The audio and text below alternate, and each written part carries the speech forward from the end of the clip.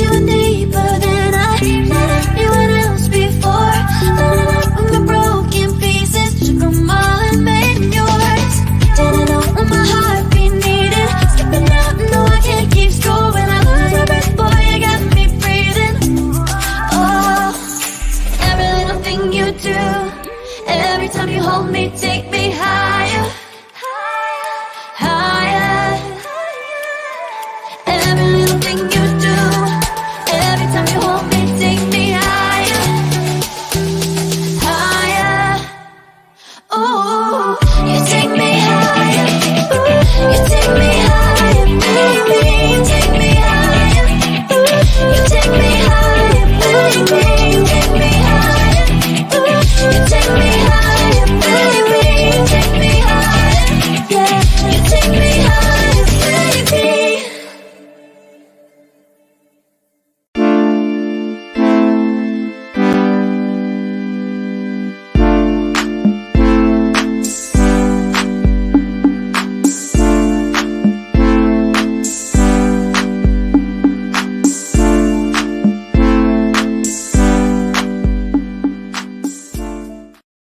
Welcome to Radical Truth to Power, the progressive news show with Les Biessery. I am your host, Marlon, along with Anna Hart.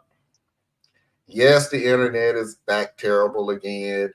Yes, I look fuzzy-wuzzy, but it is what it is until I figure out what's going on. But the show must go on. As you see from the title, we're starting a new series where we will be discussing rules for rulers. What does it really take to rule the world, or at the very least, rule your country? Very interesting, because it is not as simple as you think it is. You may have the stomach for it. I don't, or you may not. But even if you don't have, it's a two-parter because the first part is being a dictator. It shows you all the keys of being a dictator. 2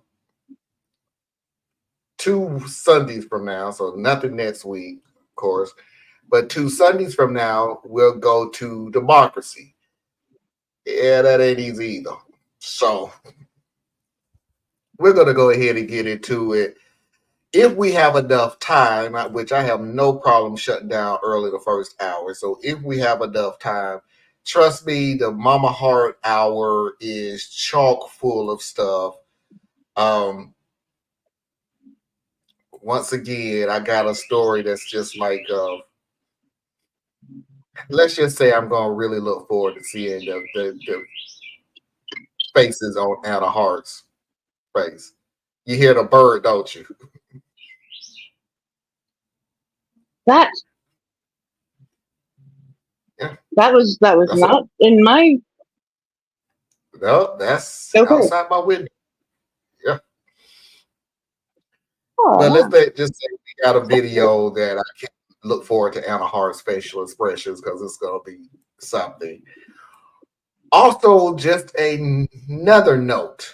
Mafia Video of the Week is going to take about 4 weeks is around the same video.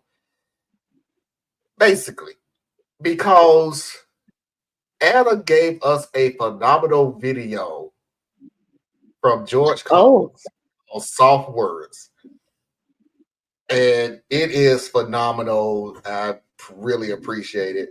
Then we'll go straight on into the Foxy's videos of the week. So there we are. Anna, my love, how are you doing? I'm doing pretty good today. It is my dad's 71st birthday. He just opened his present for me before I came on. We're having a good day. Have my brother, sister-in-law, my nephews over, so it's fun. And it's beautiful out. We all took a walk. It was 81 degrees here.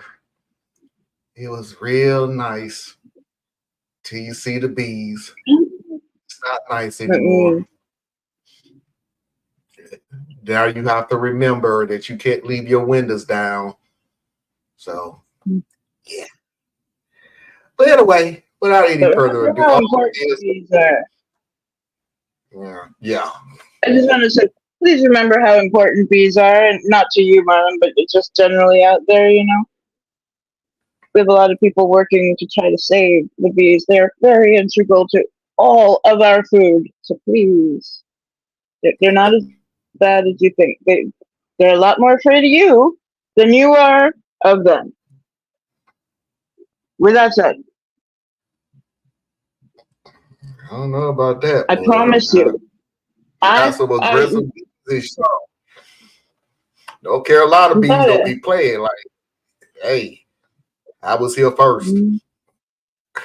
So will be so very territorial, bro. Like, hey, Oh yeah, there are a lot of that's their home.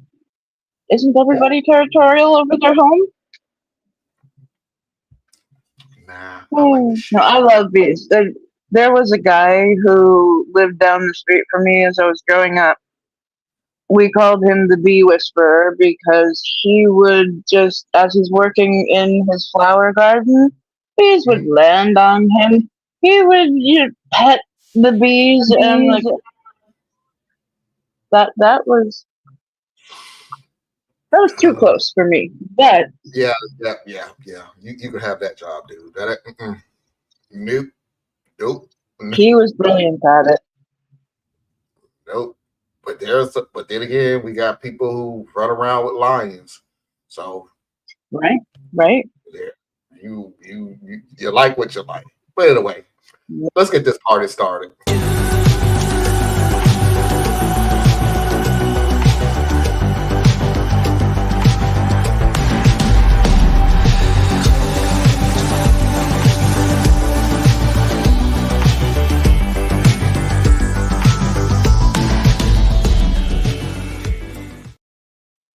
All right, the rules for rulers. All of these videos is really short, so that's why I had a contingency plan. But the rules of rulers is broken down into two. So the first one is how to be a dictator.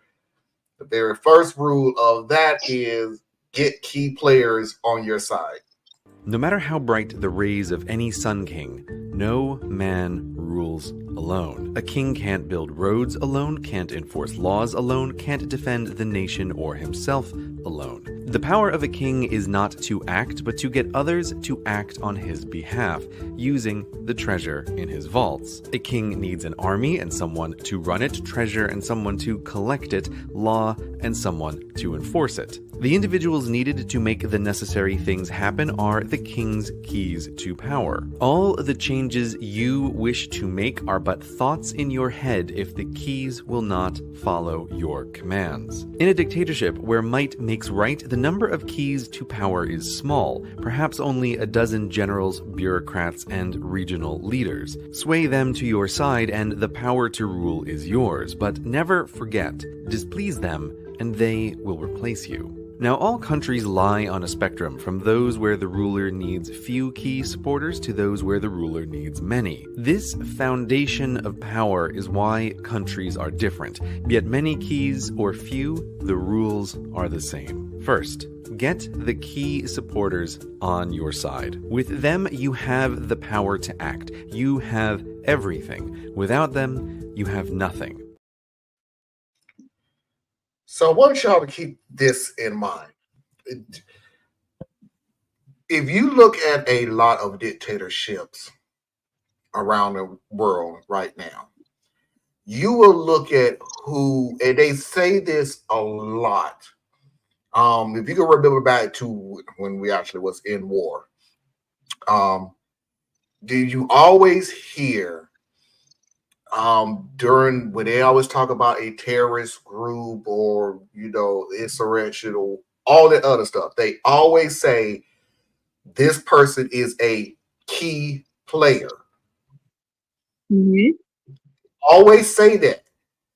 In this group, he is a key player. In that group, he is a key player. When you are a dictator, your key is very small. because all you need to do is get the right key, because your key is essentially making sure that everybody else that they rule over stays in place. To make it a little simpler, you have to get the right general in place. You get the right general in place who always is going to be loyal to you. Period. It's that period in a discussion. He's loyal to you. The general's job is to make sure that he is talking his soldiers up. He is talking the public up of how great you are. He is a key player. He's the person who puts the right people in the right position when it comes to military. The right people in the right position. Hey, if it protects the country, sure, but honestly, it's to protect the dictator, the king, the emperor, however, whatever name he's going by, whatever country we're talking about. That is his job. When you have somebody from an adversary that comes into their country, it's protecting the dictator. If it helps the people out, great. But believe me, That's a you are, bonus. yeah, that's a bonus. But you are definitely not on there. You're not the front of the line like we always hear about the United States, protecting the people. Thank you for protecting us. Thank you for your okay. Yeah. But nope. We have to protect the ruler.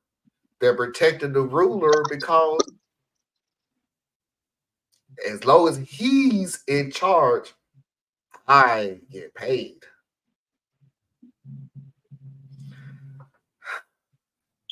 And I get paid way more than those down underneath the key, you know. So think of a feudal system where because they were using a king relies on, or queen, relies on their court. Their court is made up of a bunch of rich people who own a lot of land. It used to be that if you were around the title of a duke or duchess, that you had a lot of land and you were responsible for all the people in that place. So you were your own sort of mini king, but you had ultimately a ruler to answer to. Had to keep him happy. It's a give and take relationship. But it's a lot of little parts that are moving and just being supervised sort of from the top. Because it's always the people, the commoners, if you will, doing the actual work. They listed, yes, they'll have generals because we need an army. You need to keep countries safe. We have borders. He also mentioned you need someone to look after your treasury.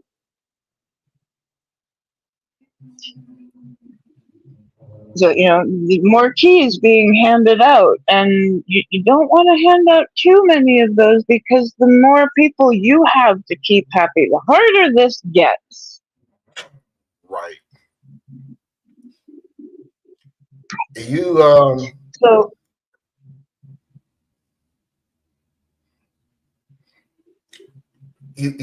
Sorry?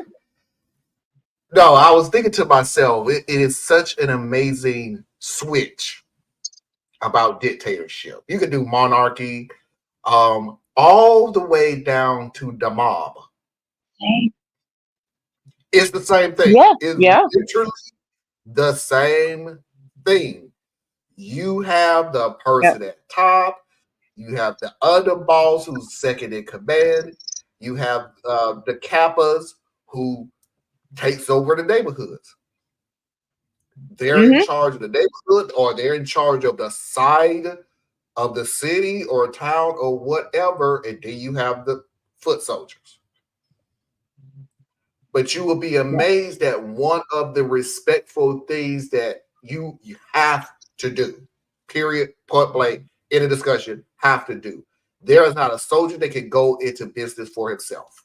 Period. Zero. Nada.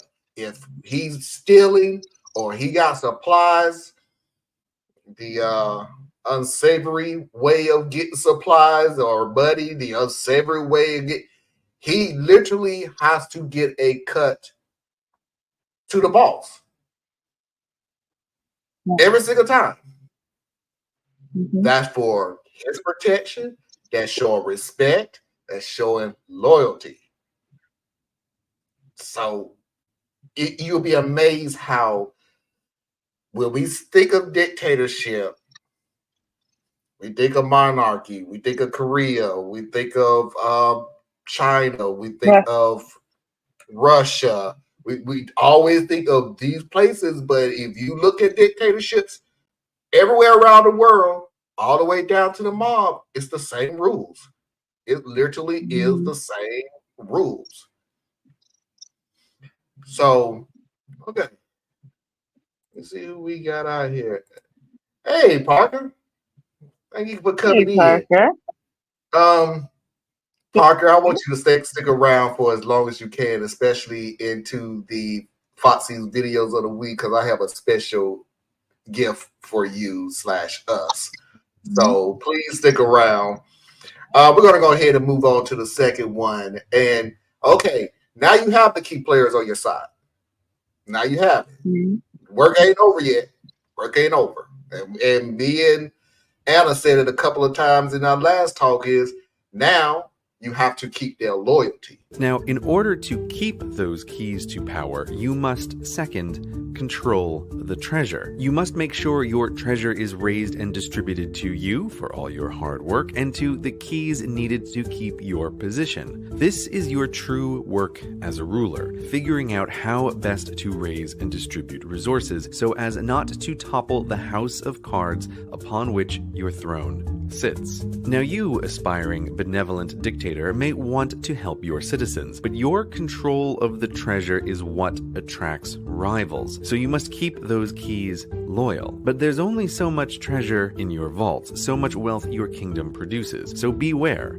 Every bit of treasure spent on citizens is treasure not spent on loyalty. Thus, doing the right thing, spending the wealth of the nation on the citizens of the nation, hands a tool of power acquisition to your rivals. Treasure poured into roads and universities and hospitals is treasure a rival can promise to key supporters if only they switch sides. Benevolent dictators can spend their take on the citizens, but the keys must get their rewards, for even if you have gathered the most loyal, angelic supporters, they have the same problem as you, just one level down. Being a key to power is a position of power. They too must watch out for rivals from below or above. Thus, the treasure they get must also be spent to maintain their position. The loyal and dim may stay by your side no matter what, but smart key supporters will always watch the balance of power, ready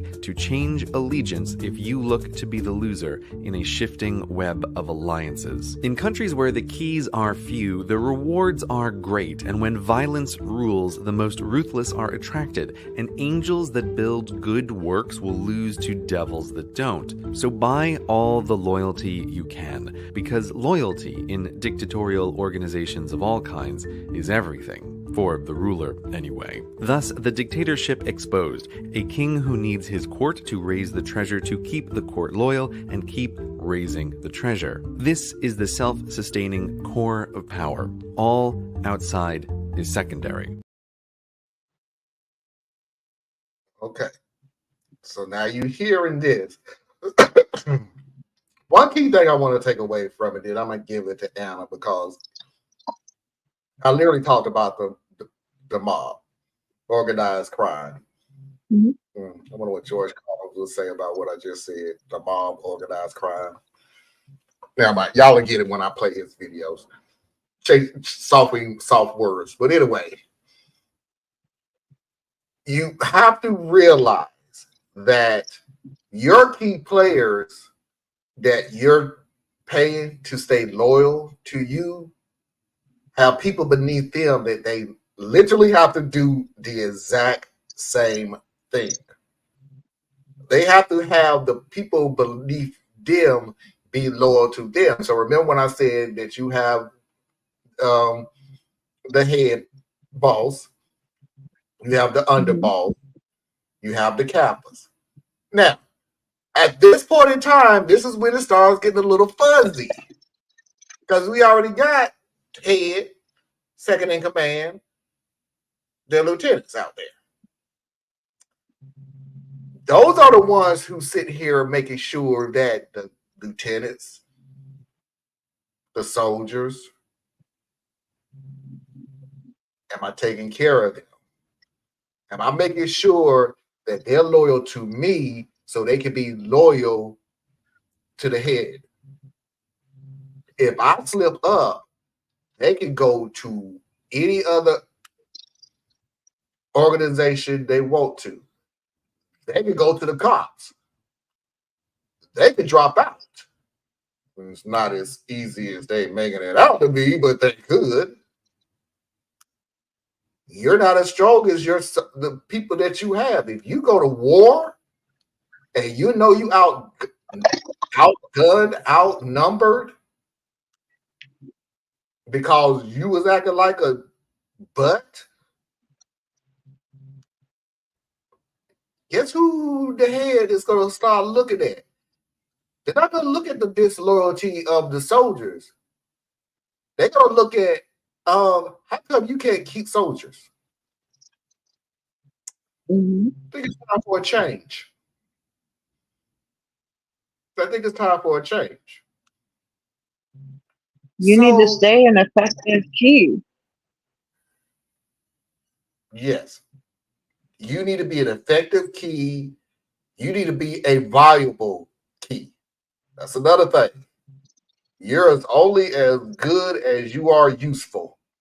When your usefulness, and trust me, when we get to the third one, it's really going to make sense what I'm just saying. You have to keep yourself being useful. When you're not useful anymore, you're easily replaced. Well, I ain't going to say easily replaced, but let's just say you are replaceable. Yeah. So, go ahead, Anna. And look at how many revolutions have found their spark within dissatisfied members of the militias, the army, the whatever you have. Those are a group of people that the keys they have to keep an eye on and keep their satisfaction level at a certain point. It is a strange game of balance because you can't give them too much, but you can't give them too little either. And when it comes to, I hate using the term, but it's only fitting in the feudal sense. When you look towards the commoners, it's a lot more dangerous when those who have been trained to fight are unhappy, rather than those of us civilization who we work, service type jobs. We do not defend. We maybe we help with the treasury or with law, the other two places.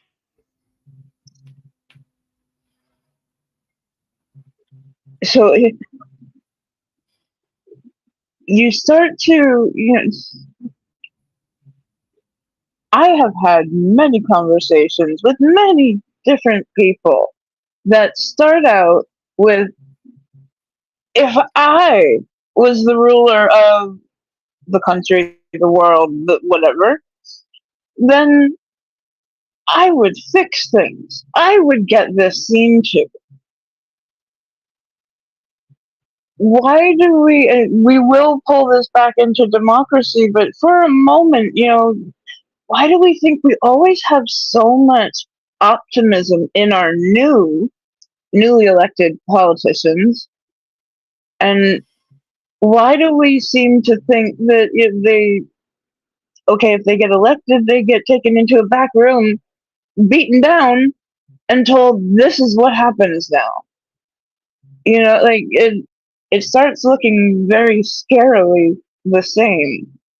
But for right now, back to dictators. That yeah, you have to play a ridiculous game of balance. If you do not keep your people happy, they will come for you. And we have seen brutal murders of kings, queens, their families. We have seen brutal scenes to change who is sitting on that throne or who is sitting on top of all the bodies. And it never seems like that seat can be occupied for too long, because the pieces, like a chessboard, they're always moving, they're always reassessing, and they're going to move to where it's convenient. If they see a way of less resistance, trust me, they're going to take it.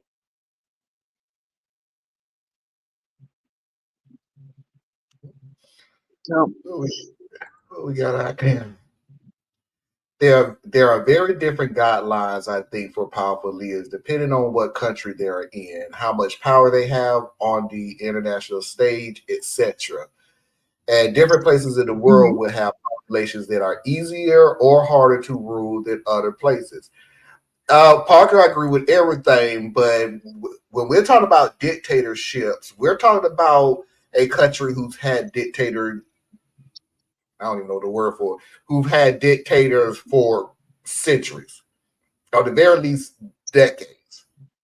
So the next dictator learned stuff from the last dictator, who learned stuff from the last dictator, who learned stuff from the last dictator. In other words, they know how to be a dictator. They just need to get to the throne. That's all they need. The worst case scenario is, I hate to say it, but it's true. The worst case scenario for any country, and this. So imagine how powerful this guy is that we're still talking about him. Hitler was not a general before he took over. Hitler was a private, a corporal. No, I was going to say. He was a corporal. I think so. So he wasn't even a sergeant. He was a corporal who took over Germany, who started a Second World War for an abundance amount of genocide for his people. Why I'm even bringing this up? Because dictatorships could come from anybody.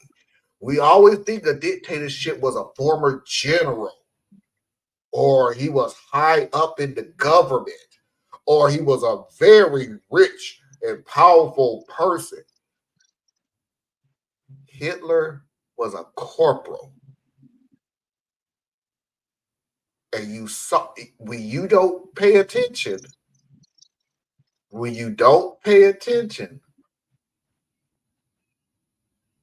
this is why I despised it. but I do understand it.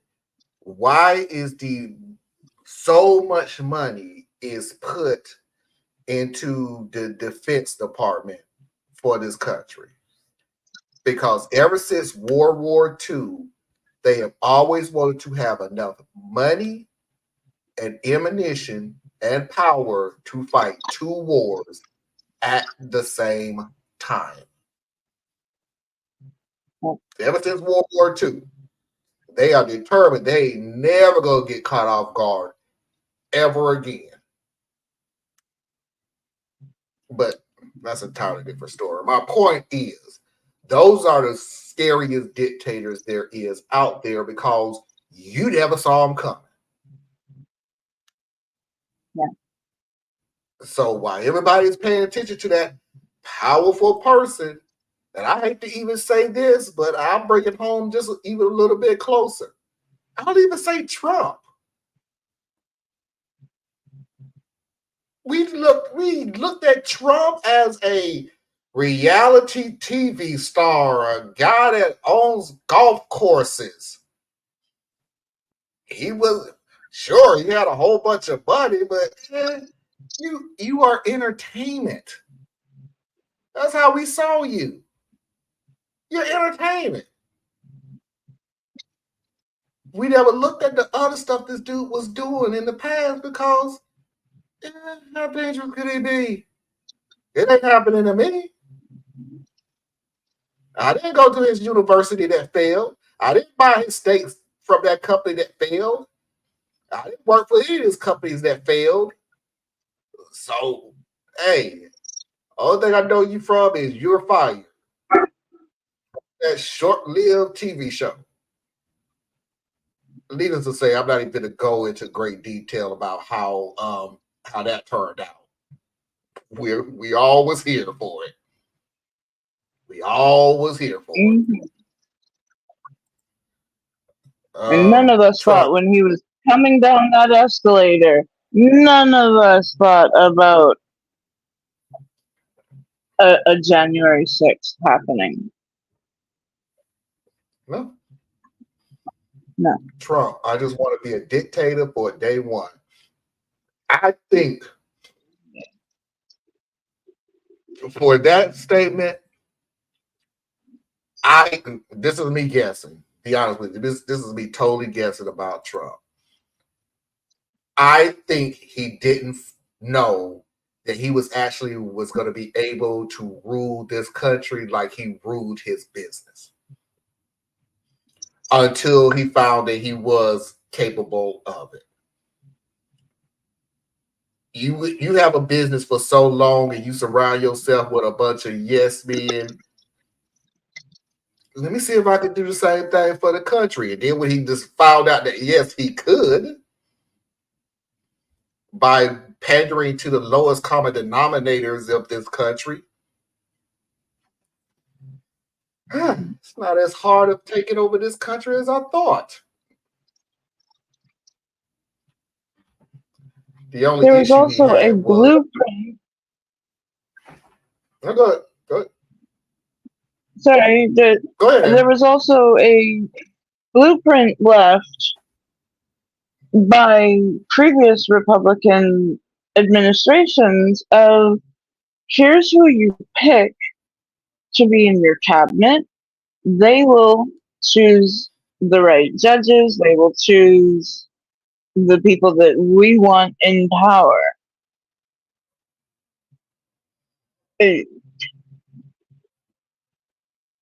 Trump is far more of a figurehead than an actual dictator. Yeah. An actual dictator holds that power, can wield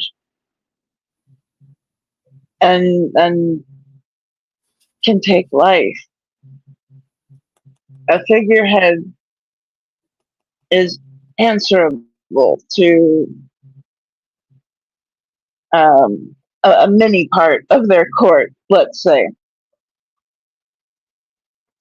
They're really the people who are in charge.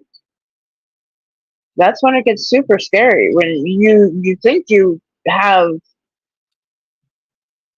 the right bad guy in your sights, you're not even really cognizant of who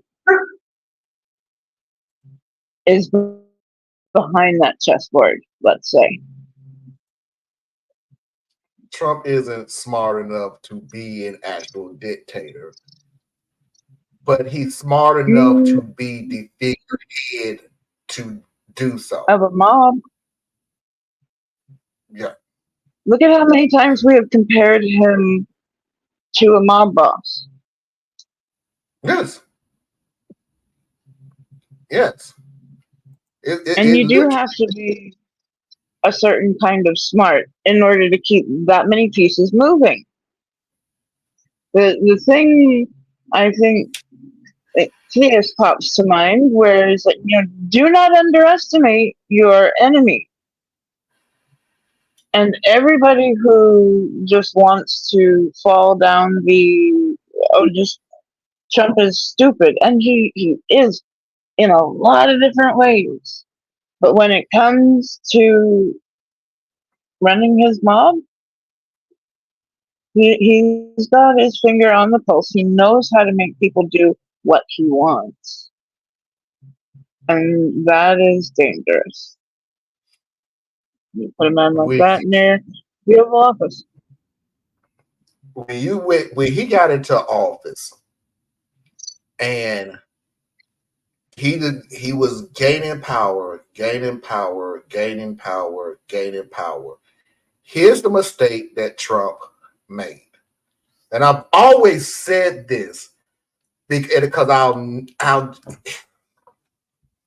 here's the mistake that Trump made was he really truly thought he was stronger than the machine that he was the figurehead for. And that was his downfall.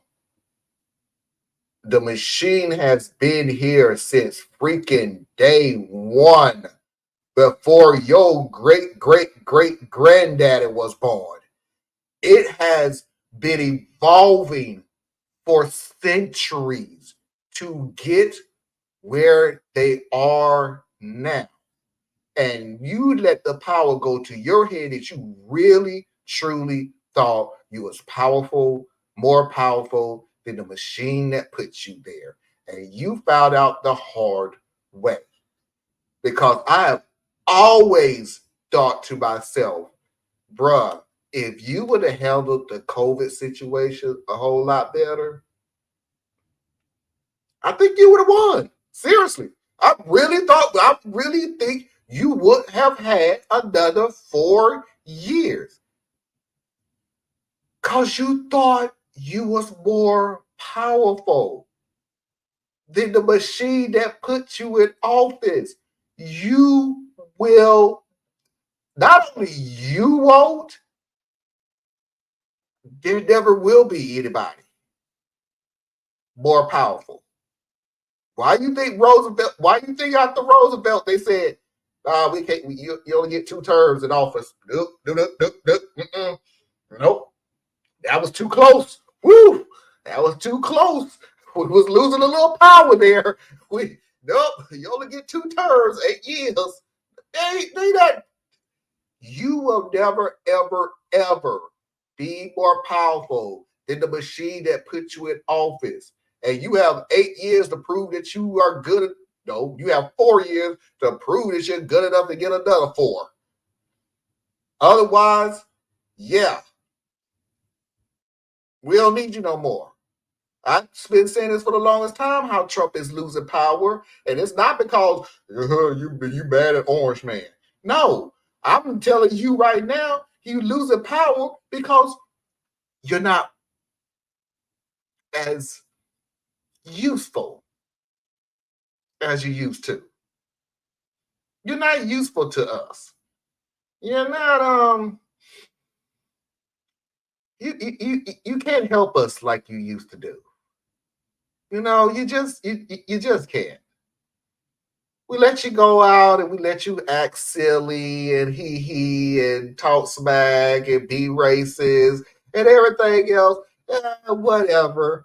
We wasn't that damn crazy about this country in a way. Go ahead and act a fool and everything else, and have fun, pat you on your head, and go on about your merry little way. But when you become useless to us, we'll treat you just like the peasants that you talk about so much. So, yeah. Sorry to go on that rant, but let me see. Picking Mike Pence. No. That Mike Pence, the person who literally owned what was the name of that school?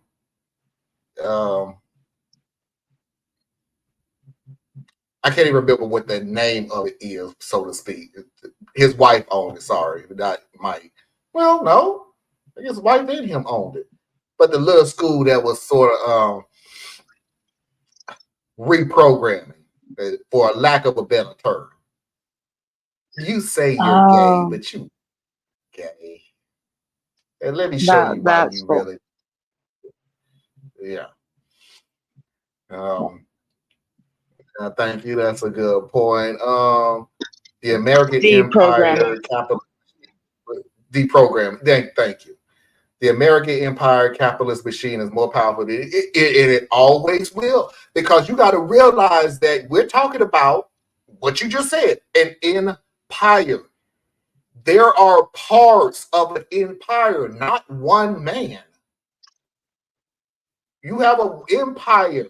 You have an empire that, like I said, you have been evolving over decades, over centuries, to adapt to whatever it is that's going on right now. You ain't ever going to beat it. Ever. We had 2 world wars. And from that point on, said we are never, ever, ever going to not have enough money, equipment, and ammo to not be able to fight 2 world wars at the same time.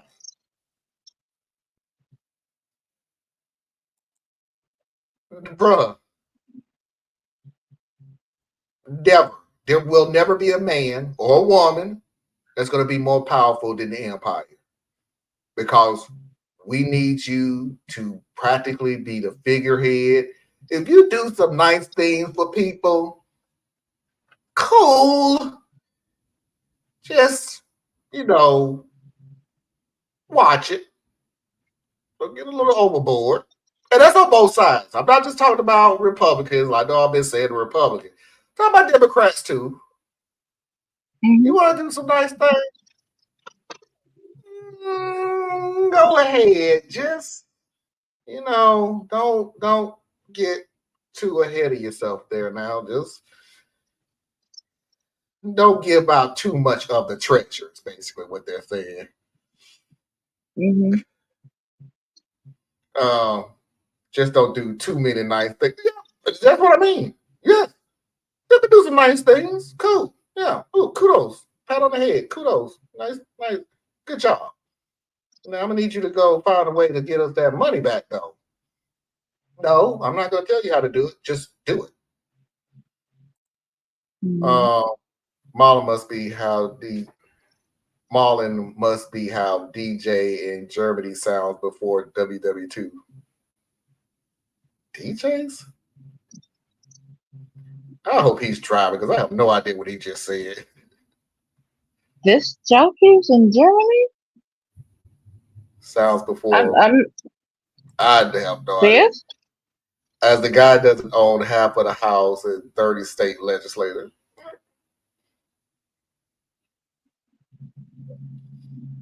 I have no idea where things is going. He has people loyal to him, absolutely.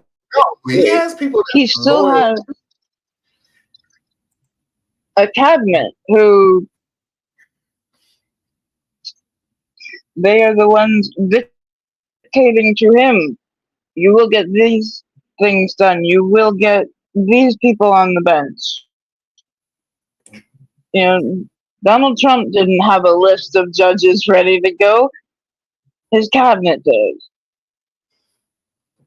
Donald Trump didn't have a list, and we're going to end the sentence right there.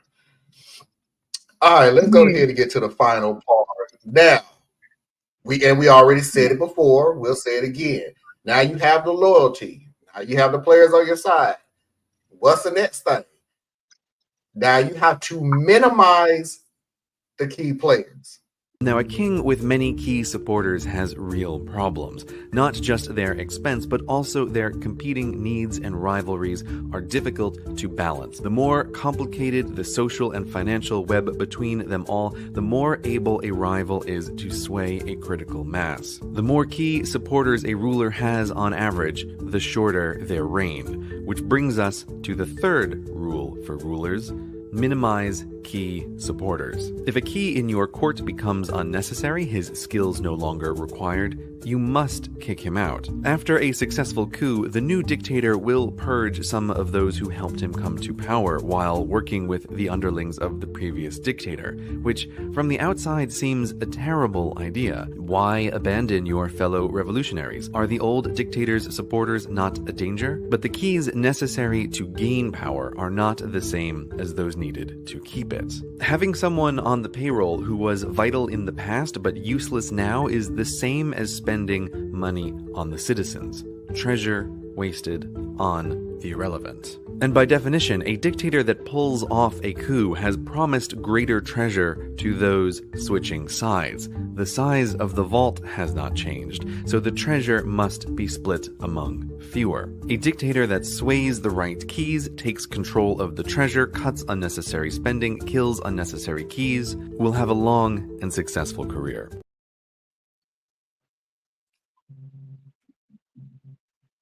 The same people that got you into power is not the same people that's going to keep you in power. It just doesn't work. The same people that got you there is not the same people that's going to keep you there. One of the other key elements is, well, thank you for getting me into power, but I don't want to pay you anymore. But I don't have to. I mean, literally, and it sounds funny, but I'm being totally, truthful. You are as useful as your actions. Well, your usefulness was to get me into power. I don't need you no more. I'm here. So why would I keep you? When I know A, B, and C over here is going to keep me in power because they have more pull than you with the rifle. Don't need you no more. Thank you, but your services are no longer needed. However you want to take it, we're downgrading. Or, oops, you had an accident. Oh, doggone, I thought the safety was on that. Well. Any reason, because again, we have to keep looking at it that basically it's not just the power, it's also the treasure, aka the money. I hate he keeps using treasure, but aka the money. Whoever controls the money controls the power, and I have to make sure that I'm using this money that's giving me the power as correctly, silly as it is talking about dictatorship, correctly for me as I possibly can. Which means if I have to cut corners, aka I got a few people that I really just don't need no more, to keep the people that I know is going to help me long term, yeah, I literally have no problem whatsoever doing that at all. Because remember, this is not a democracy. Although when we get to that part, or you're going to see some similarities like you've never seen before. But my point is, this is not a democracy. This is me and me only. Yeah. I control the treasure, so I can control how long I'm up here. And like Anna said before, it's a balancing act. Really is. It's a balancing act. Go ahead, When Anna. you have less people that you have to keep happy, you have more money, treasury, whatever you want to call it. I think they go for treasury because it's more than just money. And but if you have 3 key people that you want to keep happy and not 9, you can make that happen a whole lot more smoothly than trying to figure out how much goes to each. It's it's a little sobering how much um, it all works off of this ultimate reward system. You scratch my back, I'll scratch your back, and we'll keep each other happy.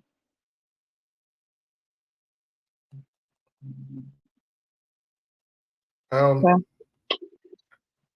you made one good point that's kind of funny to me because I want everybody to understand this. It is easier to pay 3 people than it is 9 people. Remember when we did the first video, we were saying that the people that's underneath the dictator has people beneath them too. So yeah, I as a dictator are going to pay 3 people. Who do you think the money for the people that's beneath them is coming from? Coming from the 3 key people. Hey, look, I pay you, the key player. Whatever you decide to do with that money is on you. But I am only paying you. That's what makes it also a lot cheaper. I'm not paying you and your workers. Not on me. Yeah, you take care of that.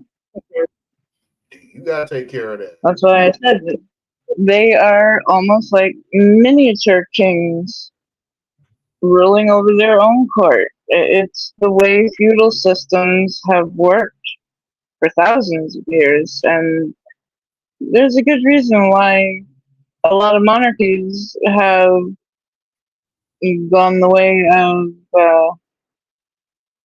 the dodo bird. So I think we've got a dodo bird back. It is, but it's a lot slower than what they thought they was gonna be able to do. So who knows? I think we're getting to. You said a lot of nevers when history is clearly an example of how it has happened. And I think Theas, you're saying that I said you will never ever be as more powerful than the machine. Thus is why you were saying, though this guy didn't own half of the House in the 30 state legislature. Yes, he did, because he was useful. Now he's not. You never own the House or the state legislature. You are used as long as you are useful. We'll let you figure that you have the power because it benefits us. Wait a minute, you said state legislator. You're okay. Okay, never mind. Now I think I know what you're saying. New York House and state legislator. I don't know enough about Trump in New York to say anything about that. That may be possible. I don't know. I don't know enough about. I really honestly don't know enough about Trump in New York, period, to be honest with you. I just know New York don't like him, but No, we were too used to dealing with his getting around rules and yeah, no. Ask anyone from New York. We knew he was a crook.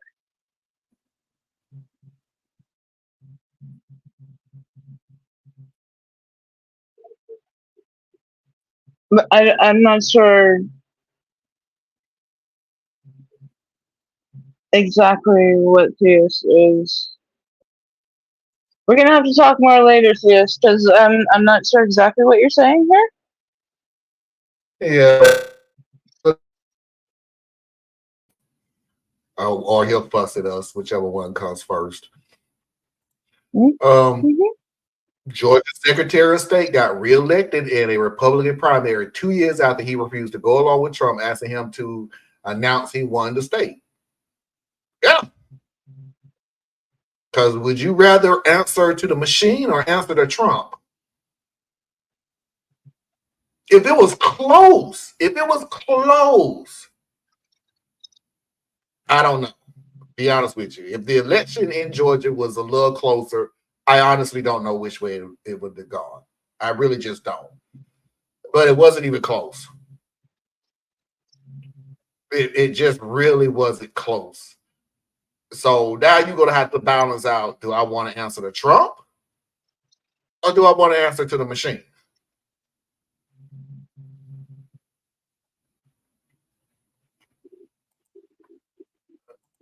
But we will get more into the democracy parts. It's a bigger chessboard, a lot more players there, and the video does a great job of explaining the differences, but also the similarities. It is. You'll be amazed at the similarity. I think Trump still has significant influence, but it's a lot less than what it was a few years ago. Yes, I'm not saying Trump does not have influence. If he didn't, his daughter-in-law, I guess it is, would not now be in charge of the DNC. So he still has RNC. I know what you meant. She would be in charge of the RNC, so he has influence. And she literally flat out said, our whole thing for the RNC is to get Trump back in the chair. They told you the blueprint. So I'm not saying she said all the money will go to him. Yeah, to get him back into office. It really isn't, but he got some things to pay off. He got that light bill to pay. Georgia was the closest state in 2020 out of literally all the 50 states. And Biden, oh Lord, and Biden won that Biden won by like 10,000 votes. Yeah, that's the closest, folks. Anyway, in 2 weeks we will finish off the series with looking at democracy, which again we said it is. You will be amazed how similar the two things are. It is actually, like I said, I love this topic. It is really fascinating. You really, I'm glad I did dictatorship first because I wanted to see. I could be a dictator. Yeah, can you stomach what you have to do to be one though? So, can you? So 2 weeks we will be doing democracy. That is our first hour. The second hour, we're gonna do Am I the A-hole, real or nah, Mafia video of the week, and of course, go ahead. Sorry, just one last little thing before it leaves my head is when we were discussing this amongst ourselves, we were saying that you can take these principles, the basic, do you want to lead something? Do you want to make an organization? Do you want to lead your community? Do you have an idea. Like for me, there are there's my activism in the health communities and disabled community, Lyme community, and support groups. So one of the first things that I did was actually illustrated here. I needed to get key people to work with me, not to work for me, to work with me, to create something out of nothing. Like the support group, the way people have volunteered from like, hey, I came here, I got something so good that I really want to help shape it to be the best that it can be. So you have your key supporters, and you have to keep checking in with them. You have to make sure that you are staying true to your original mission statement, but that you are able to evolve as things need to change. And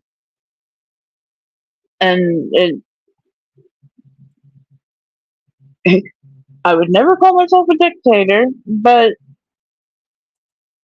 I would hope that I am a good co-leader when comes the time um, to work for the communities that I live in, that I touch. And I was always told, make the world a little bit better than how you found it. So it was fascinating for me the way you could take something, because it is generally leadership. It's whether you take that as a dictator or not. I have never found in community organizing that one person, there can't be a dictator in that. Not in my experience, not in my observations. So, but I found that really fascinating, and that's not in the videos. So that's just us taking it into our own lives. How can we not forget this? Remember this number: 11,780 votes. I just need you to find me. Okay. Yep. Oh, common across all leadership styles: who you start with won't be who you end with. We're all role players. Correct. Right. And he also just texted. He got home and he's going to bed. So good night, Theas. Have a good night. Good night, bro. Anna has the quote memorized. Yeah. The pause and everything because he had to read off a piece of paper.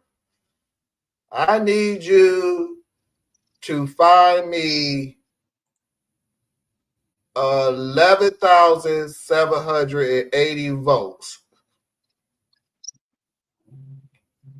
I heard it enough times.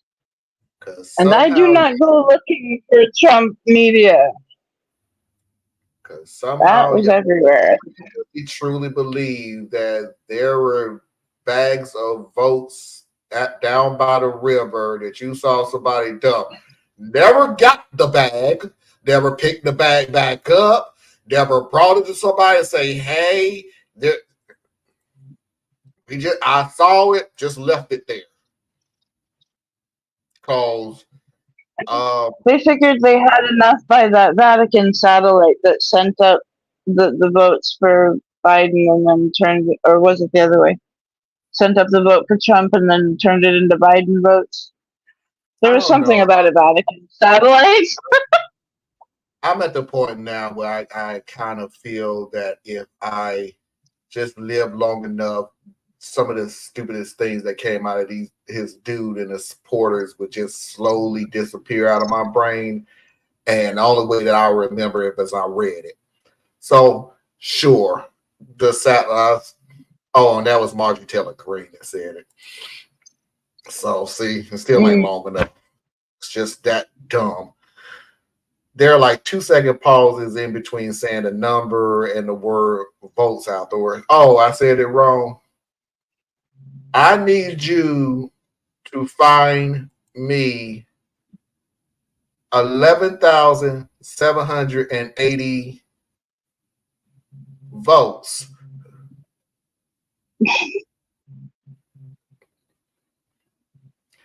I'm into the first hour because I'm getting a headache.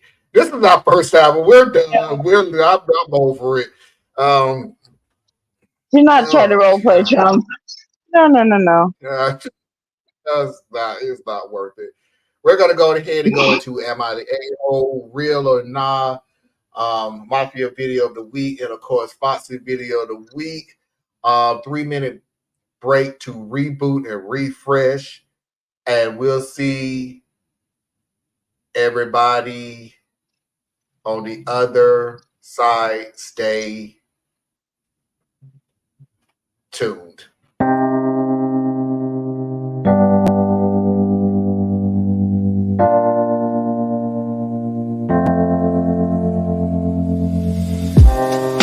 Living for weekends, wishing I could take a break from this world. Running on a hamster wheel, but searching for something I can't feel. I just wanna be a lost girl and fly. Take a breath, feel my wings spread, levitate above the ground and make eye contact with clouds. Now I'm rising, I'm soaring above it all. I just wanna be free, finally. I wanna be free, finally. I wanna be free, finally. I wanna be free, finally. I always daydreaming, never imagined I lose my spark. Living in this crazy time, putting back the pieces of my mind. I know how to run from the dark and fly. Take a breath, feel my wings spread, levitate into the clouds. I'm so high above the ground, I'm rising. I'm soaring above it all. I just wanna be free, finally. I wanna be free,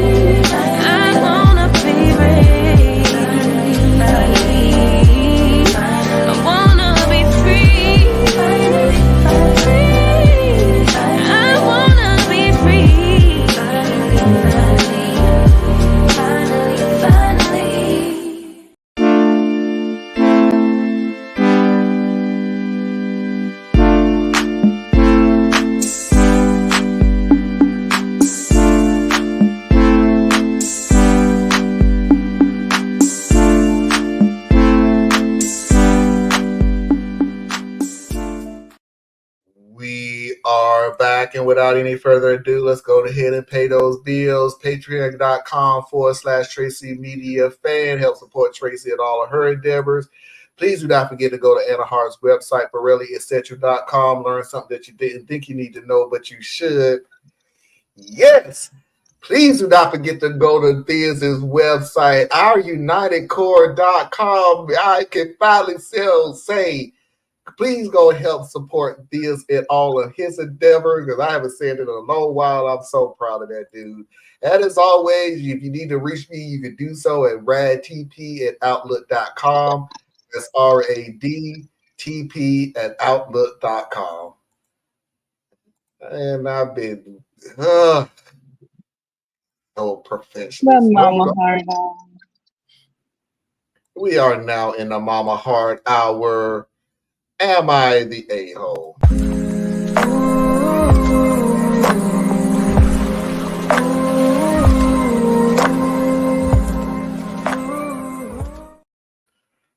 Let's just go ahead and get into the story, because y'all should know by now how I really feel about this subject. Cancer scar. I'm a 24-year-old woman, and I had a cancer scare a few years back, and I had a biopsy done on my upper leg. The scar is faded now, but it's still fairly noticeable and about 7 centimeters long. Thankfully, it was only a scare and nothing came out of it. For a while, I was insecure about it and stopped wearing skirts or tight leggings where you could see the outline of the scar. But now that I've accepted that it's going to be there, I started to wear whatever and realized nobody cares about it apart from the odd question. We went to the beach yesterday as a friend group and I wore a bikini. I was excited to get a tan, and my friend Anna brought her other friend, Dana, who's 25. I met her before, but didn't know her very well. Honestly, I do know that she started a fundraiser for her mom, who's currently fighting cancer. Dana's family situation is quite difficult because her dad passed away recently and her mom has stage 4 cancer, and Dana is juggling a lot. I came earlier than the two girls, so I was already in my bikini when they joined us, and Dana was nice to me and asked about my new job. Then Anna went to say hi to the others, and Dana mentioned my scar and recognized that it was a biopsy. She asked me if I could wear a beach cover-up, and it was triggering to her and insensitive of me because I know that her mom is going through a lot right now. I said, no, I'm here to get a tan, and the cover-up will ruin that, and Dana didn't say anything, but didn't talk to me for the rest of the day. Today, Anna texted me, telling me Dana told her what happened, and while she agrees that Dana's comment was weird, I should have given her a free pass, as she's not in the best place mentally right now. I said, yeah, it was really weird, and no, I shouldn't have. I genuinely don't think that I'm in the wrong, and I think she's being really weird about the situation. Obviously, if I am wrong, I'll apologize. Am I the butthole?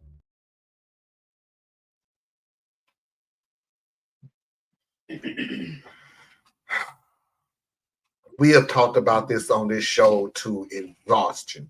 As a matter of fact, I'm going to really make sure that I erase this video, because I'm sorry. If you're new to the show, apologize. Let me introduce myself. My name is Maul. I really sympathize with everything that's going on in your life. And if you haven't heard the past stories, this is no different than the stories of people who unfortunately had miscarriages in their lives, unfortunately lost a child in their lives, but still, because of their tragedy, the world needs to evolve around their tragedy. That is not right. When it came to the story of the miscarriage, it is now dictated that the mother could not go to a party where there were kids that were less than 3 years old. You cannot have the world evolve around your tragedy. When it came to the loss of a child through the parents, they have made the decision that nobody is to ever celebrate a birthday ever again. You cannot evolve the world to your tragedy. That does not mean I do not have sympathy for your situation. But sorry, it is still your situation. The world is not going to change because of it. You have no right to ask the world to change around it. It just doesn't happen. I hope that this young lady's mom make it through. I really do. But I'm just throwing this out there. If she does it, does that mean that you will never ever hang around cancer survivors? That you have a problem with cancer survivors because they survived and your mom didn't? You cannot evolve the world to your tragedy. It is unhealthy for starters. For starters, it's really mentally unhealthy for you to do that. You went to the beach, presumably. This is presumably to get away from the things that's going on in your life. Well, now you have you invited yourself to the world and everything that comes with it. There are cancer survivors on that beach. There are scarred people on that beach. There are people who now at that point, at that beach, has cancer at that beach. Or any other known ailments, diseases, discomfort. And what? You want them to go away? You boo, I'm sorry, you can't do that. It's just so damaging to you because it's so unrealistic. And the reason I say that it is so dangerous is because what OP did, you're going to have people that's going to push back on you. You're going to have people who survive cancer and looking at you because they feel like you don't like them because they did something that your mom didn't do. And that's so unfair. They have family and friends too. But you want it. Life is so unfair. You should go away. Stranger that I probably never see again.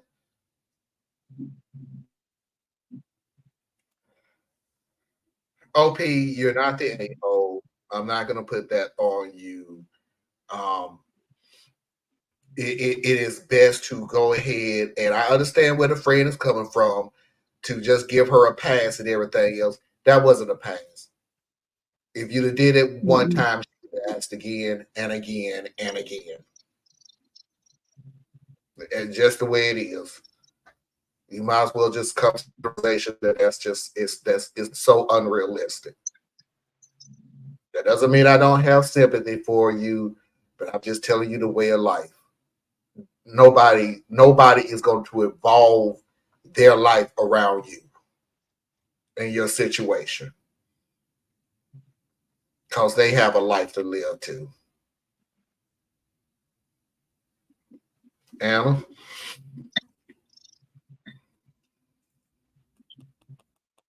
Well, to the person whose mother is going through all of this, I am really sorry that life is incredibly hard. It is when you have stage 4 anything cancer, and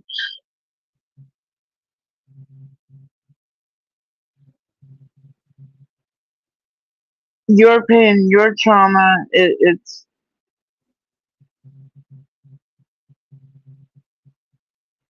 real, absolutely. You have a right to feel the way you do. You do not have the right to now ask somebody else to change what they are doing so that you are more comfortable in the moment. You are disregarding all the pain, all of the worry, all of all the things that you're feeling right now that went into the making of that star.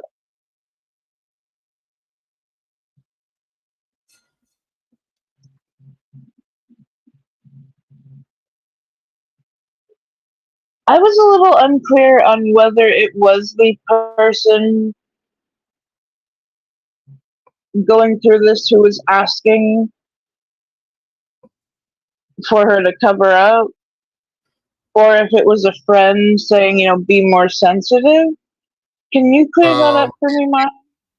it was the woman who was going through it who initially asked her to cover up. OP said no. Okay. The lady walked away. A friend of OP's was told the lady that's going through it told the friend of OP what happened, and that's where I understand that it was weird, but you could have gave her a pass and covered up. No. And I believe her name was Anna. And Anna? No. Disappointed in you, name twin. Never ask somebody to shrink themselves for the comfort of another. It doesn't work that way.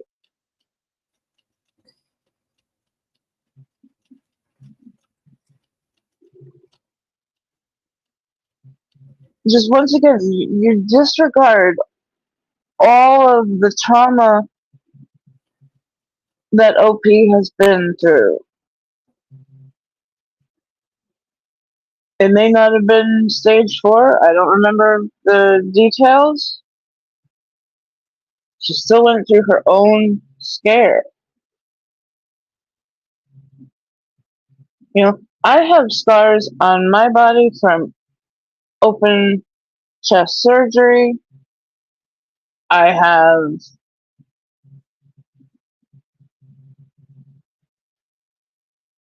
I have holes where I've had IV lines. They're still healing. They are still closing up. It took me a lot of time, effort, and work to be comfortable with what my body has become. And each one of our scars is very much like a battle wound. It tells what fights we have stood up to. This,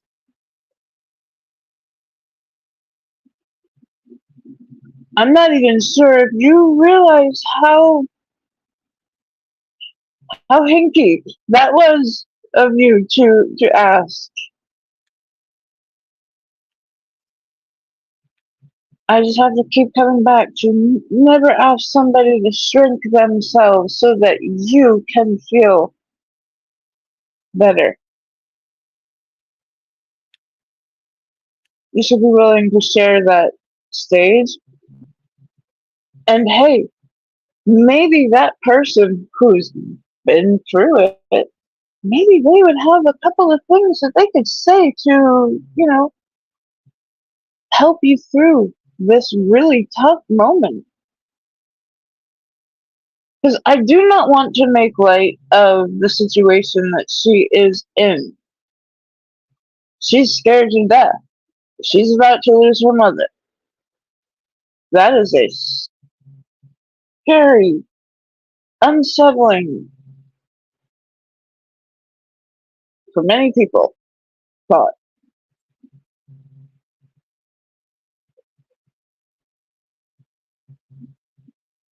But there were so many other ways that you could have brought up your pain. You could have had a group of women rallying around you to make sure that you felt safe with where you are and that you felt you had community supporting you. Instead, you had to make ridiculous I can't think of another word, but request for accommodation. Not really a request, a demand for accommodation. But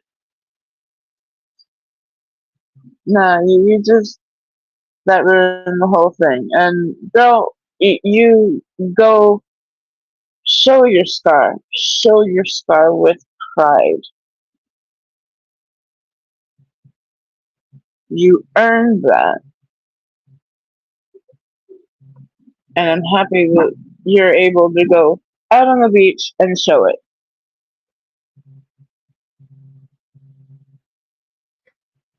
That's it. Real or Not not? gay.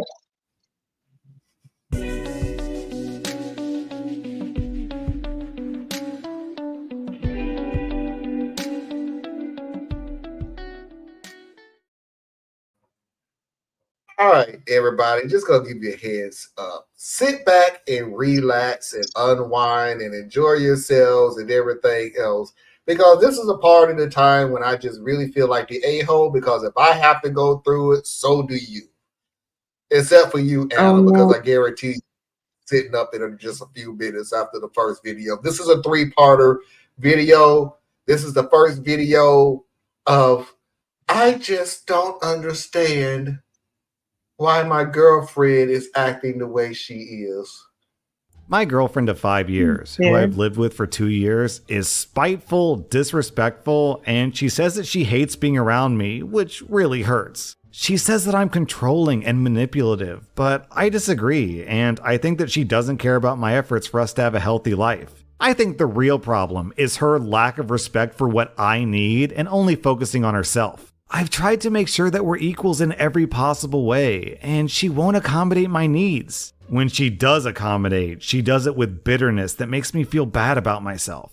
I'm someone who really cares about things, like the types of food I eat, supplements I take, air quality in the house, and environmental factors. I have a goal to live a really long life, like a centenarian, and that means eliminating things like PFAS from my living environment, and she doesn't respect this. She says that if she knew I was like this before we moved in, she wouldn't have done it. She says I have rules for the house that aren't fair, but I think they are fair and that she doesn't really understand why it's good for her. I won't eat from Teflon pans, and I don't want her cooking with them due to off-gassing. I don't think it's okay for her to burn incense or use candles unless they're undyed beeswax. And she likes to paint, but the off-gassing from the paint is toxic, so I tried to get her to buy milk paint instead of acrylic, and she says it's too expensive. She says that I should buy it for her, and I do make a lot more money than her, but I think if she cared about me, she could find a way to make it work. So I won't buy it on principle. I will not be used for my money. There are other toxic crafts that she likes, like polymer clay, and I've compromised that she can use the clay outside. But she has to buy an oven and use that outside, and not use our kitchen for this.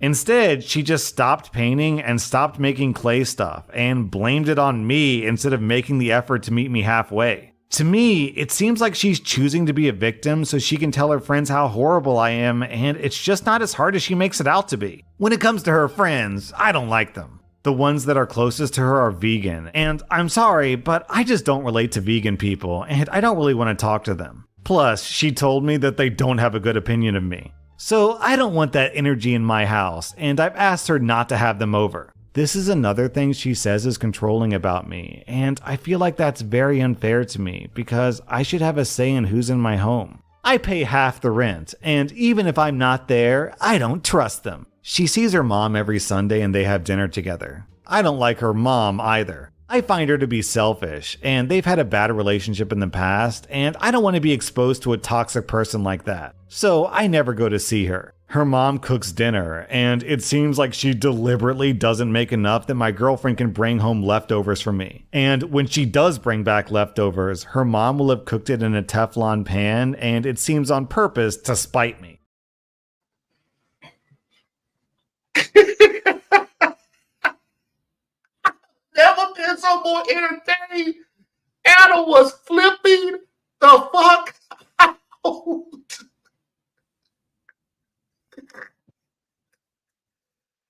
Oh, lordy.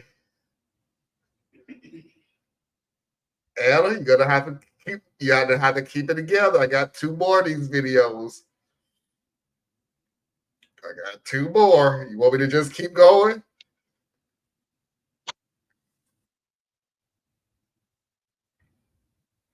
Hang on just a sec.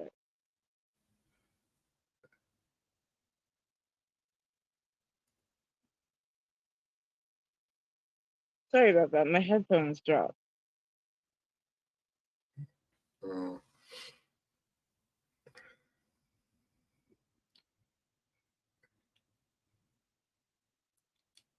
Dude, are you for real?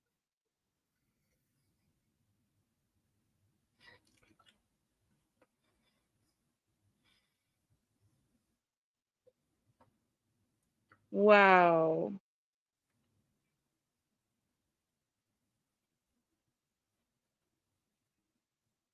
Okay, shoot. I can't hear anything.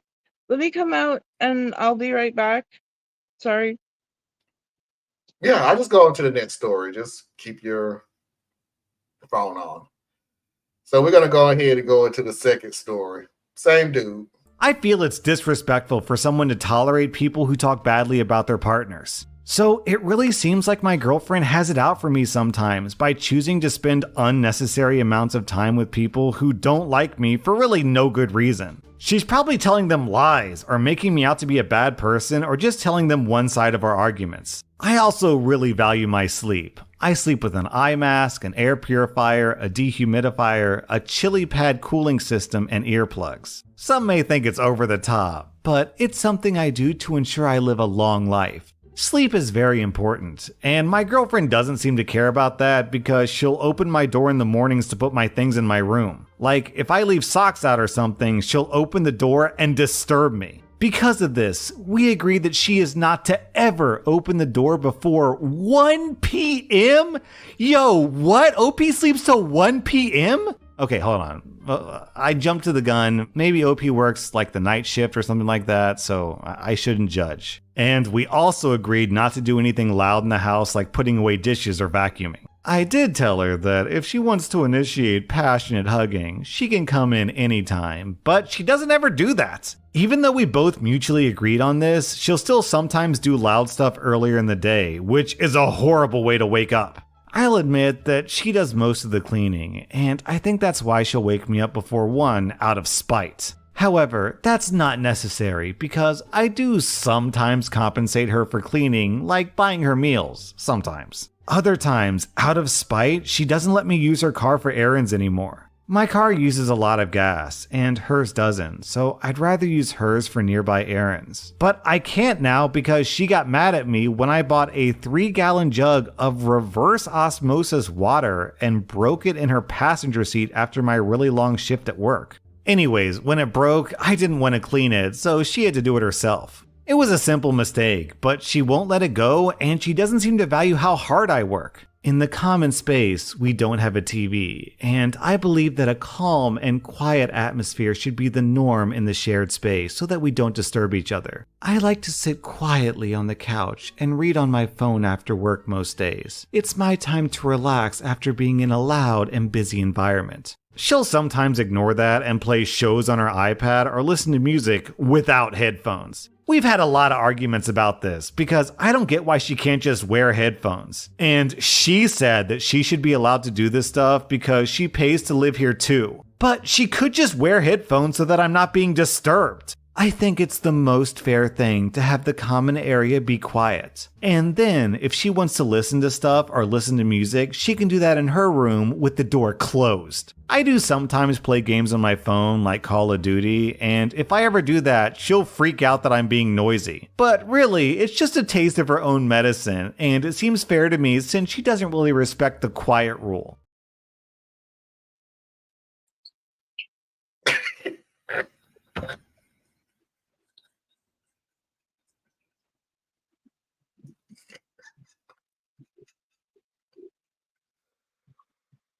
I want Oh, I want the world on a platter, and how dare you ask for a tiny bit of that?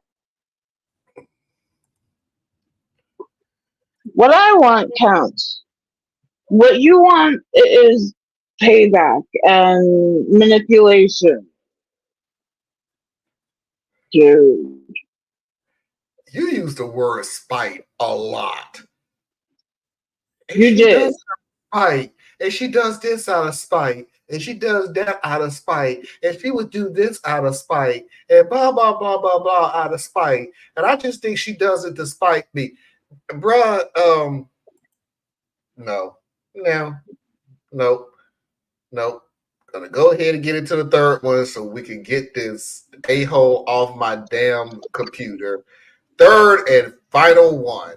And by the way, if you think I'm upset about it, if you think Anna is upset about it, and I'm sure there's a lot of people that's watching is upset about it, even Dabness, the person who's reading this story right now, is upset about it. Yo, you guys, I don't know about you, but I am exhausted just reading this.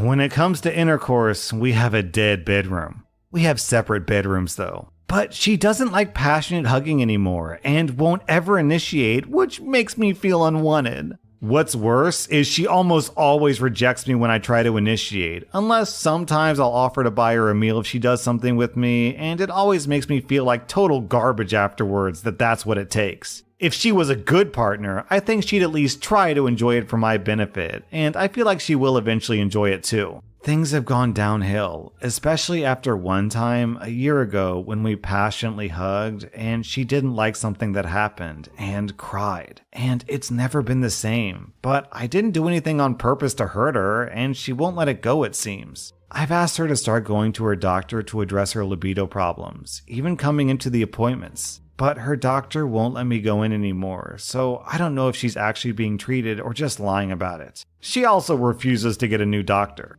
Then OP writes a paragraph complaining about his girlfriend's health, which I'm not going to read because I'm getting sick of this guy. For the last several months, she stays in her room nearly all the time. Recently, I started asking if I can eat my dinner in her room just to get some quality time, and she was letting me and seemed to enjoy it until one day she didn't like the opinions I was sharing about the types of shows she watches. And now she doesn't let me in there at all. Wait, what? 3 paragraphs ago, this guy was just complaining that his girlfriend watches shows in the group room and he wishes she would watch shows in her room. So then she does that, and then he comes into her room and complains about the shows. Yo, what is... Oh my god, this dude! I miss having meals together and just catching up about our days. I feel like she's totally neglecting me and not putting in any more effort out of spite. She doesn't ask me how I'm doing, and I really hate that we don't passionately hug anymore. I don't feel attractive or loved and appreciated. I've thought a lot about breaking up, but she doesn't have a lot of resources to move, so I think that we'd have to live together to the end of our lease, which would make it really hard for me to start dating, especially when the new relationship becomes intimate. I don't know if our relationship is salvageable, and I question our compatibility these days.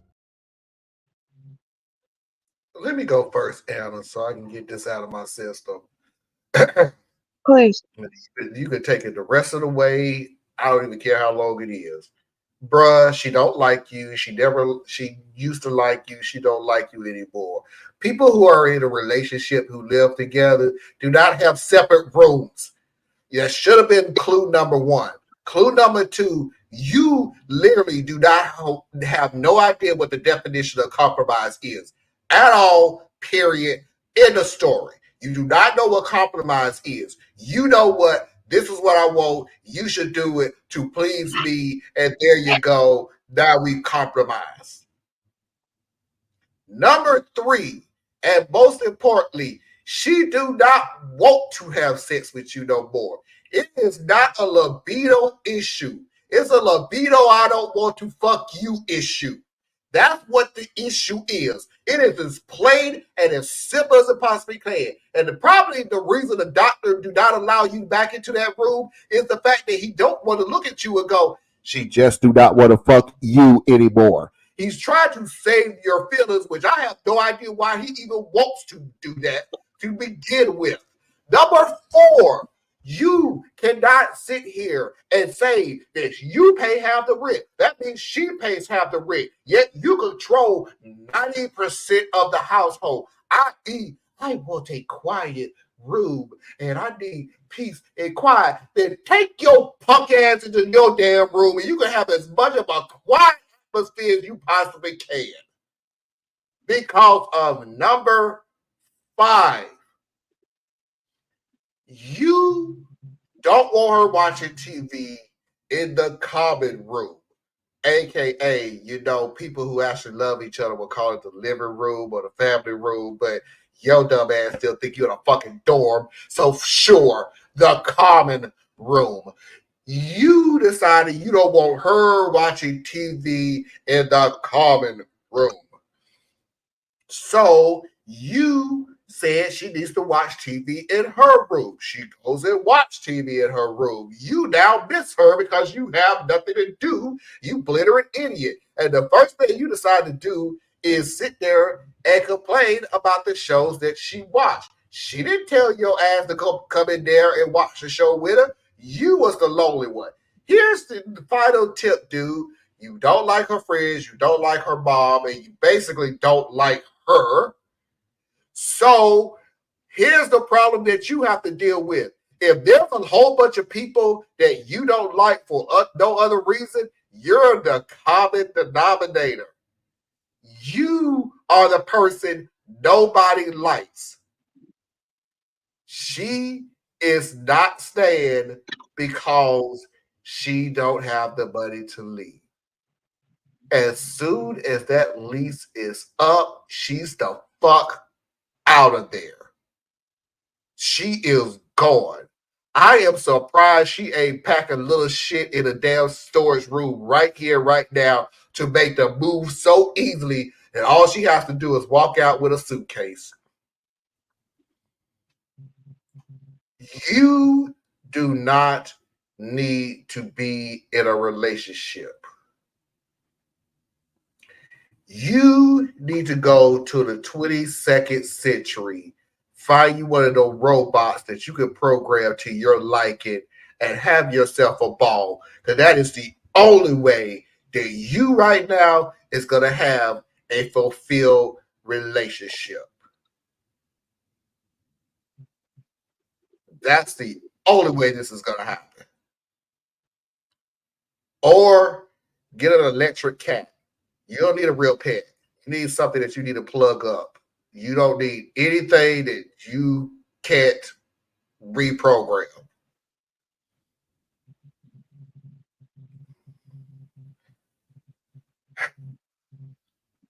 And the only reason I'm even keeping this rant as short as it is, you are exhausting.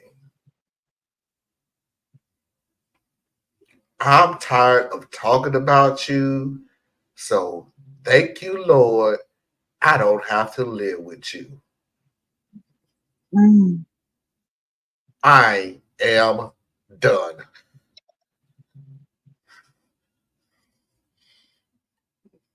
Dude,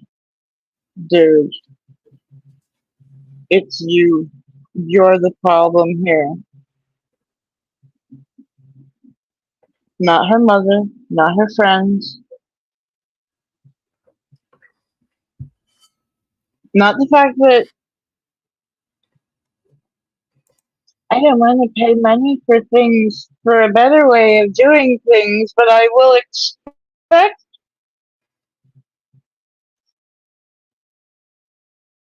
Fuck you. Just go away.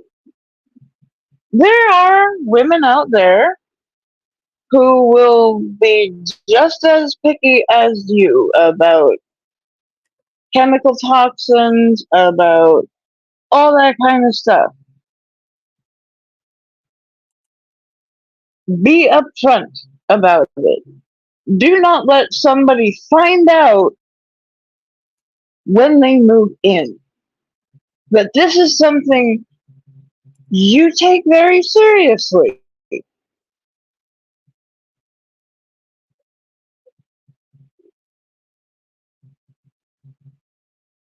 And girl, get out, please.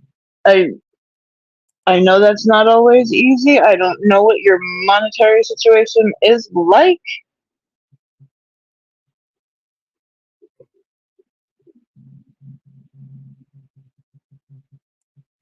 And her mama don't cook you food because why?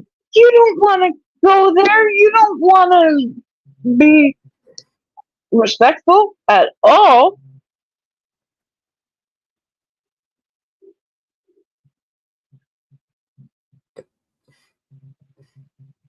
Man, you no, no, no. This you have far too many demands. You have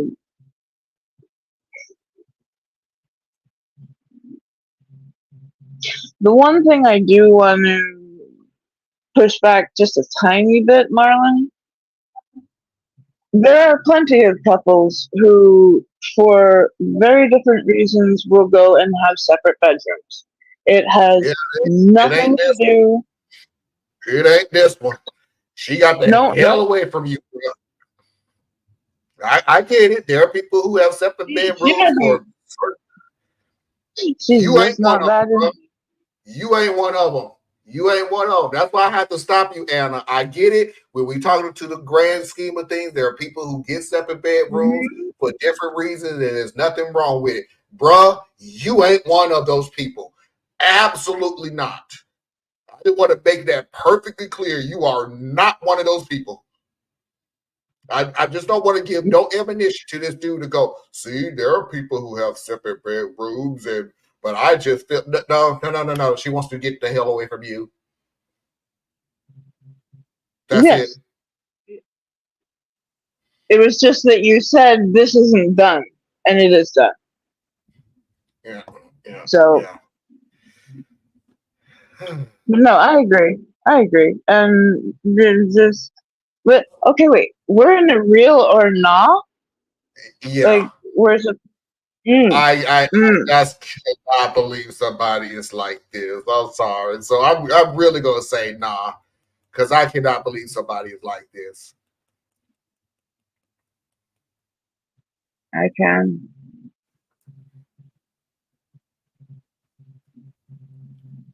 I can. We have selfish, immature brats out there cosplaying as adults, trying to have relationships before they're even ready.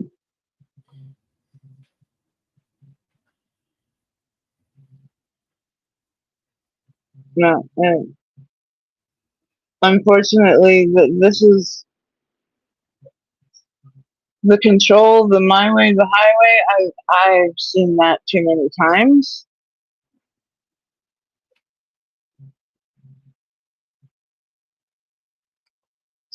This is a very extreme example, but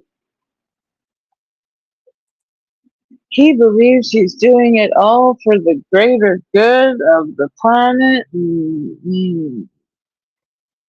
Dude, you're being an asshole. That's it. Captain Planet, he's a hero. Mafia video of the week.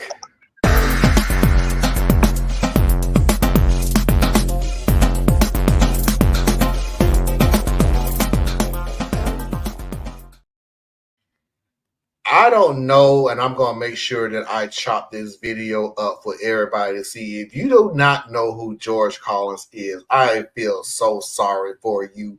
He is one of, or he will go down as one of the greatest comedians ever.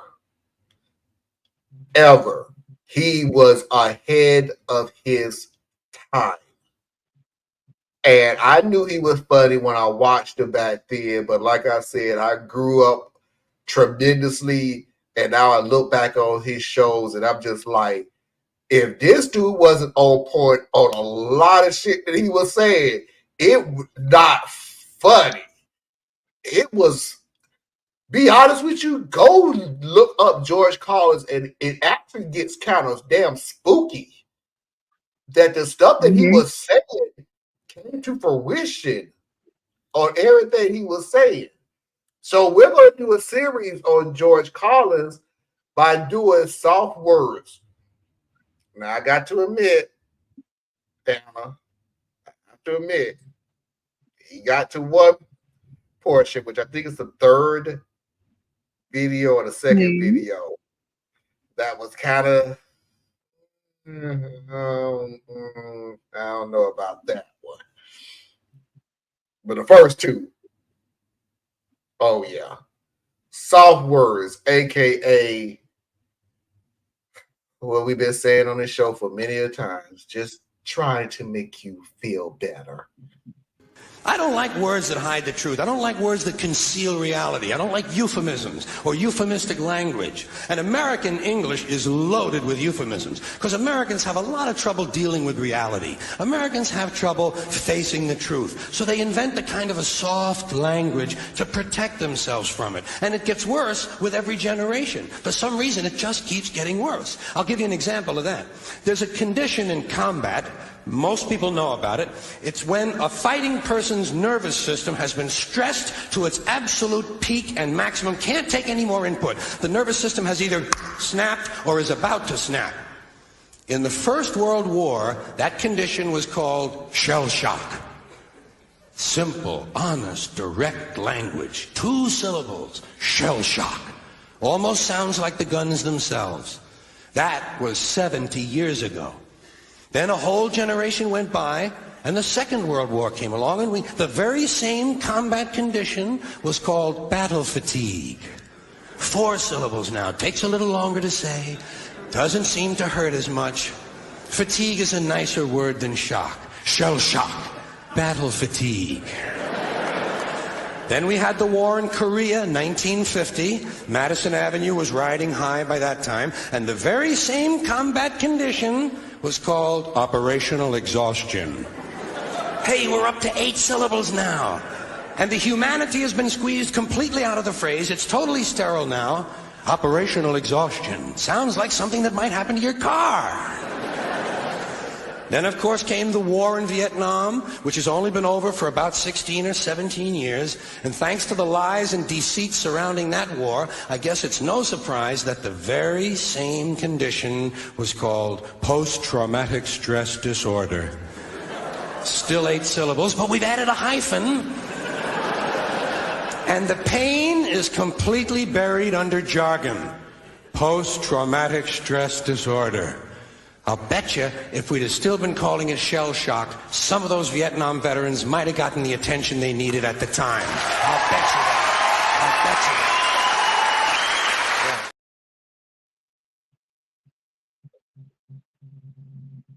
He's got a point. We have said it different ways. We're not talking about this, but we have said it on different ways. As history goes on, we try to soften history more and more and more.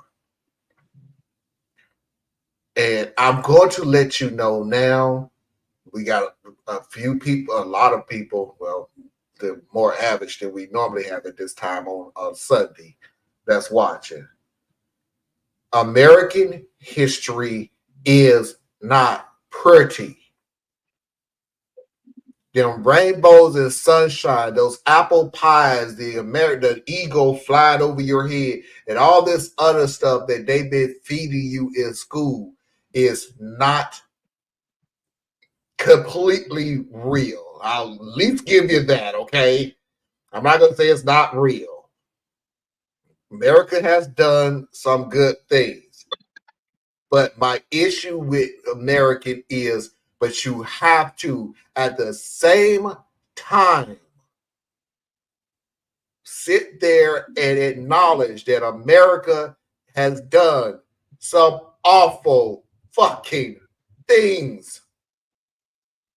And you try to soften history and soften history and soften history to the point where it's the most unrealistic history, to the point where now you don't even want to soften it anymore. You just want to erase it and pretend like it never happened. It happened. It really did happen. You do have to come to the conclusion that America, the country, America was born on a group of people being traitors to Great Britain.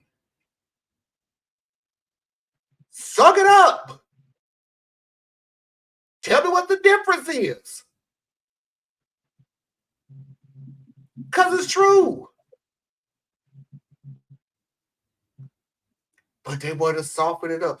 No, they just wanted to get out from under the tyranny of the European Empire. It was traitorism. That's what it was. It came out great on the other end, but that's what it was. Mm-hmm. Then you soften slavery. Then you want to soften World War II, where you was doing the occupation of the Japanese internment camps, because the whole country that had nothing to do with the Japanese people who was already here, who was living their lives. But let's soften that up too. Then we have to soften up Korea. We have to soften up Vietnam. We have to soften Iraq. We have to soften Iran.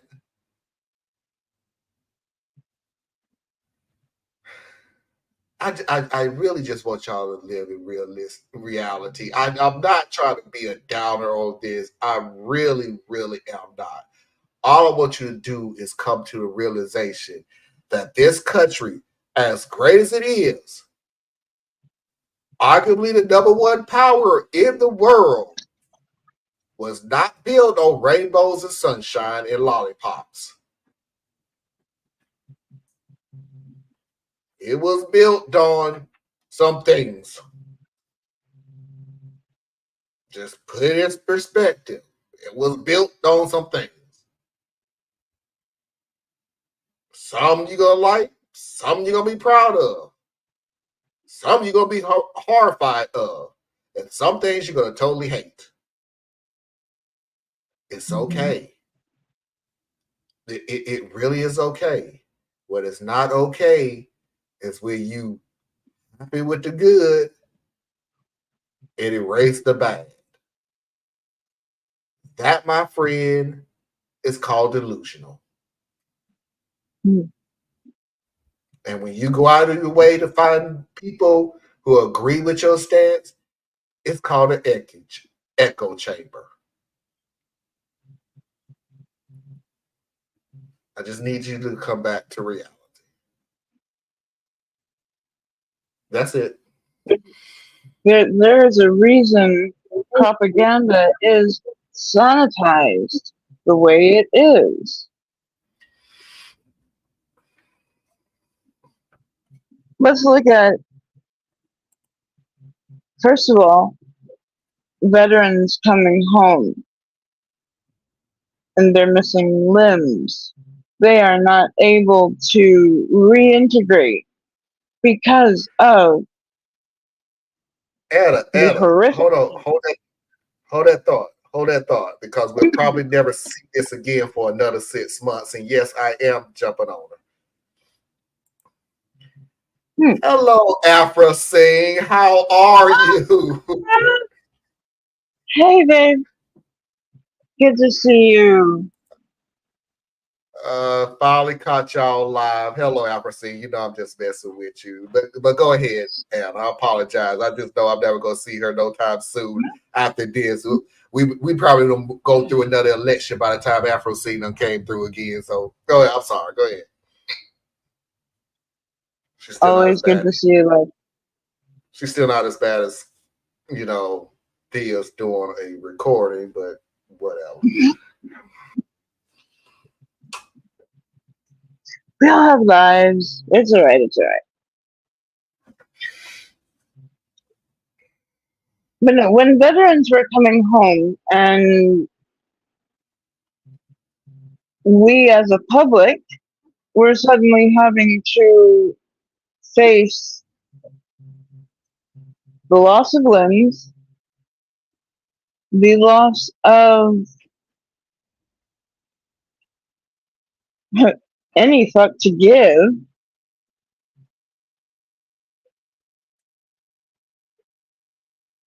that was called shell shock. He was right. It even sounds like the gun a bit. But look at how that language was sanitized over time. And then introduced people who I grew up with the condition PTSD. That was just the term that was floating around for it. And I don't use it knowingly to sterilize what is going on. I do it because of habit. And they know that that's a main reason why language does change, because we will start to alter how we see certain things. We don't like seeing ugly right in front of us. Not that long ago, it was illegal for disabled people to show themselves in public. Look up the ugly laws. It's what it was termed. It didn't get challenged until the 70s. And by the way, when George Carlin was speaking about all of this, you notice he said, Vietnam War was only 16, 17 years ago. That was 1990. Here we are, almost 35 years later, and he is still as accurate, still hitting those balls right out of the park. Like, look up what he has said about government. Sorry? Afro, you're going to have to go back a few minutes to see what we was talking about, so you can catch up. We were talking about a George Carlin skit that somebody took and then made animations to, but it's him speaking. It's part of his stand-up. And he was giving examples of how language changes over time. So back in 1917, World War I, you called PTSD shell shock. In the next war, oh gosh, I didn't write all it down, but like battle fatigue. Oh, trust me, I got this so burnt into my head.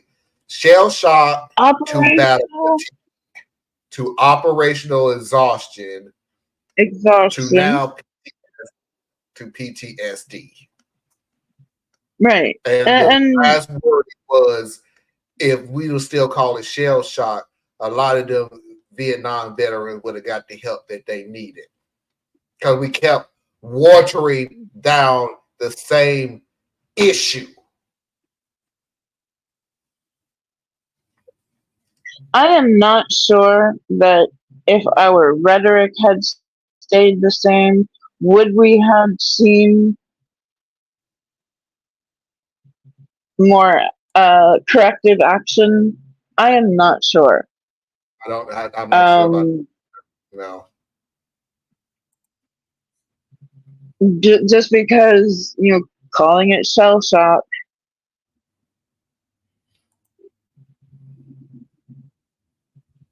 no, it's so it's not that PTSD is not a thing. It very much is a thing, and it's a thing that we grew up with. And this is how they change language in a moment when we're not even really paying attention.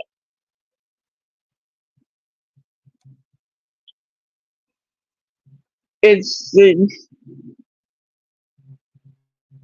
I know he'll go into this a little bit later, but it's why I fight so hard to say, no, I am disabled. I am not any of the other nice soft words that it's a lot of people use to comfort themselves. And a lot of people get weirdly upset with me for using that word. They're like, don't talk bad about yourself. Excuse me? I'm not. I am accurately describing myself. That's the thing. This is not It is not a terrible thing to call a condition shell shock. It is. You have to wonder why. Why did we want to turn it into such bland rhetoric, such as this operational exhaustion? That one sticks out the most for me. So we often will say, call a thing here. He's not hiding the truth.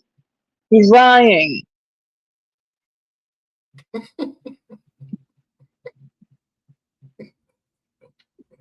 We've softened our rhetoric so that it does not hit as hard.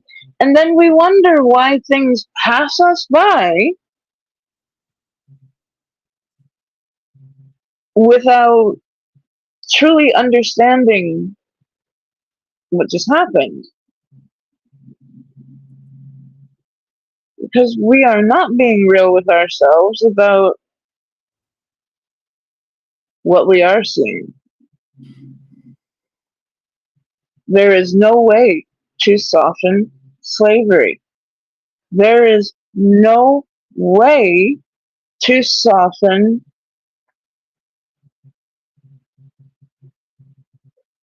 rape. There is no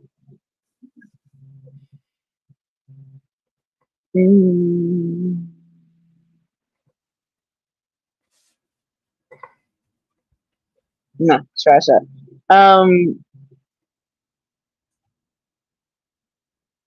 We will get into other examples of the way language does its dance, and people go, oh, I like the way that sounds, and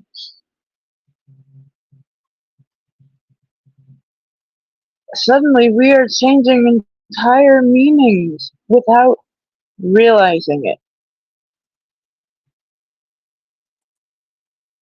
That's the problem. I think post-traumatic stress disorder allow multiple forms of trauma to be under an umbrella category. That may absolutely be true, Alfred, but trust me when I tell you it wasn't that intent.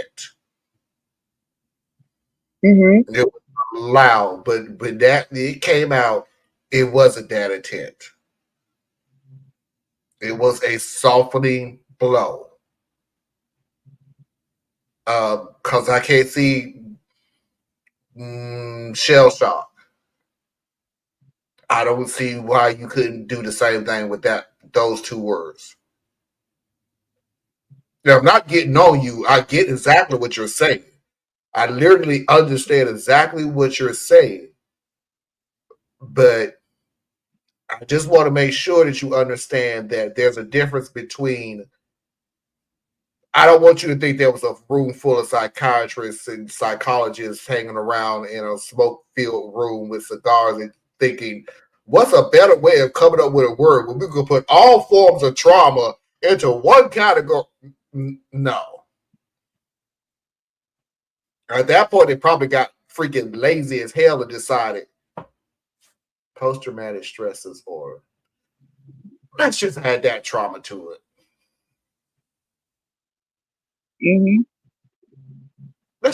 Because then we can pull many things under that umbrella. Yeah. Anything that causes trauma, anything that stresses out the nervous system, yes, it may accurately describe part of it, but do we have an honest, like, if I say PTSD, what picture comes to your mind? If I say shell shock, what picture comes to your mind?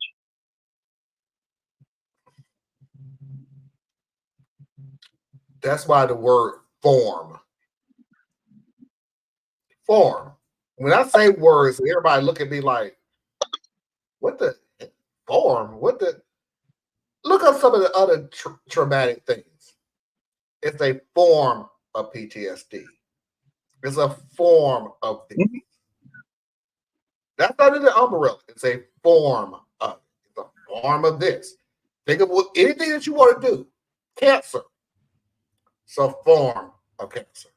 So because you could literally, there are so many forms of cancer. And you literally just can't say they got cancer.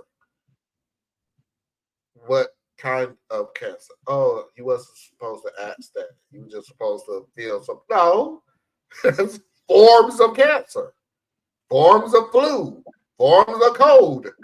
They're forms of everything. COVID. Forms. Why? Because there's so many of them that we just figured, you know what? I'm just not even going to come up with different names for this thing. We're just going to find whatever is the closest thing to it, and we're just going to put it in that umbrella. And be done. We ain't coming up with no new damn words. So what's the closest thing to that? And we're just going to go ahead and put it in that category. We're just going to move on and make sure that you put the word form in front of it. Murder got to the point now. Yeah, no, we ain't coming up with no. I think it could also be applied to what has been going on in Gaza over the past year or the past months. Citizen deaths will be called human shields, even when there is no evidence to prove that. And let me add this to what you were saying earlier, because I saw you, Parker. Armed civilians were killed in countries U.S. is at war against, and it's called collateral damage. You have to accept, say the whole sentence out correctly, Parker. You have to accept that there'll always be collateral damage. Oh, yeah, I guess we're going to have to accept that accidents happen. That there's no way around it when you're, doing an operation like this. That or they're going to friendly fire. say again. Friendly fire. friendly fire. Yeah. You know, not you fucking wrong, but yeah, okay. Sorry. Mm-hmm. So trauma experienced by veterans, by civilians, by someone surviving disasters, someone surviving physical or sexual assault, etc. Yeah, Mm-hmm. exactly. Yes, like cancer is the umbrella, but there are significant categories of the disease to drill down to. That's what I mean. We're not coming up with new words. Find whatever it is that's the closest thing to what we're talking about right now, and it's going under that umbrella. We're not going from Negro to color, color to black, black to African American. We're not coming up with a new word for African American, so we're going to put you under the category of minorities. And then everybody that's a minority is going under that umbrella. Blacks, Hispanic, Asians, Native American. We're not coming up with new names for all of y'all. We ain't got time for that. So that way, if I go into an Hispanic neighborhood and help out that community, I'm not going to tell you I went to that Hispanic neighborhood and helped out the Hispanic community. I'm going to tell you I went into the minority community and helped out the minority community. Why would I say that? Because everything that's in the category of minority has been helped by me. Even though it wasn't. But you ain't supposed to ask. So, yeah. I'll be right back. All right. There are so many phrases like that. It is. It is. We, like I said, we've gotten to the point of. We have gotten to the point now that, and trust me, I'm going to stop right here because he got so many videos that goes into so many categories, and I just don't want to water it down anymore, especially since we're not going to be on next weekend. It'll be so unfair. And I'm going into next week knowing what the next weekend is. So I am going to pull an executive decision and do a palate cleanser, hearing ear, especially for Afro Scene, who I know have not seen this. In my super fundamentalist church, we did not speak in tongues, but we were open to the idea of speaking in tongues. And that Sunday morning, I sort of knew I was going to do it because I'm dramatic. And in the middle of the service, I said out loud, Shamala Hamala. And everyone around me was like, oh my God, it's happening. And everyone started saying Shamala Hamala. And I was sort of like, you guys are just copying what I'm saying. But now we're all crying, saying Shamala Hamala. And my pastor said it was the language that angels spoke. And I imagined the scene in heaven where the angels were like, what's up, Jesus? Shamala Hamala.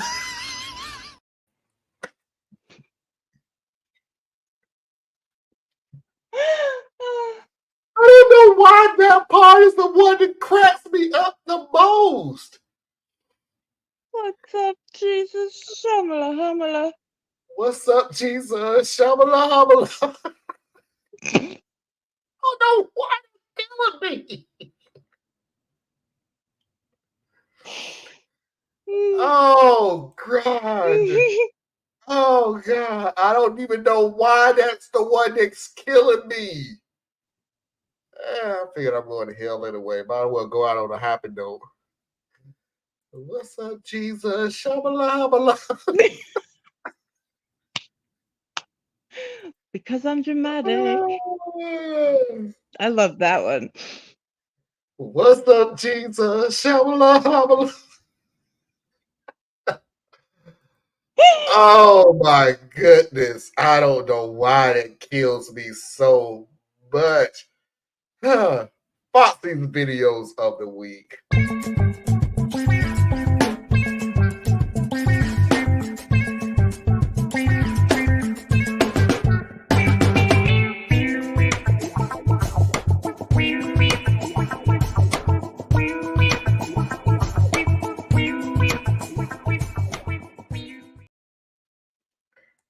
Parker, I'm gonna give you a pass because you tried. You tried.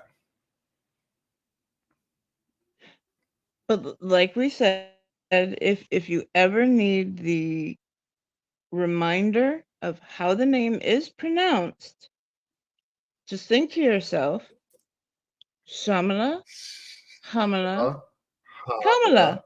Kamala. If you actually care, but I know y'all don't sometimes. But anyway. What it feels like when you waiting on that paycheck to come in.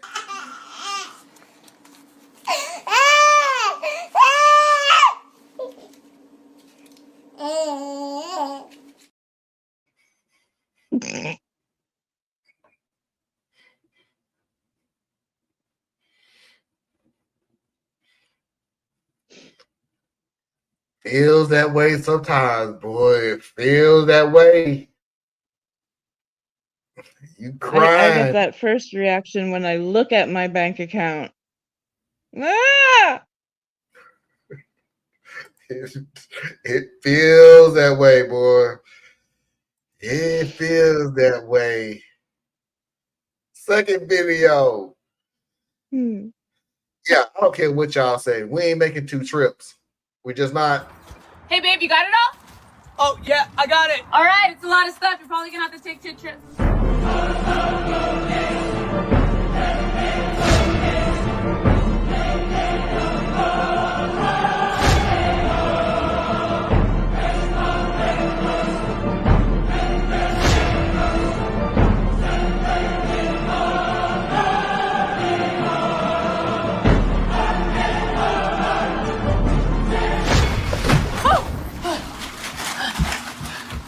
I did it all in one trip. You forgot the seasoning. Oh.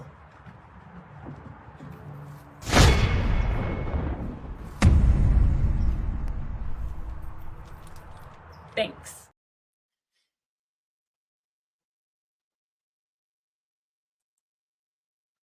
You make that face all you want to. We ain't making 2 trips. We just not. We got things to do. We got places to go, people to see. We ain't doing all that.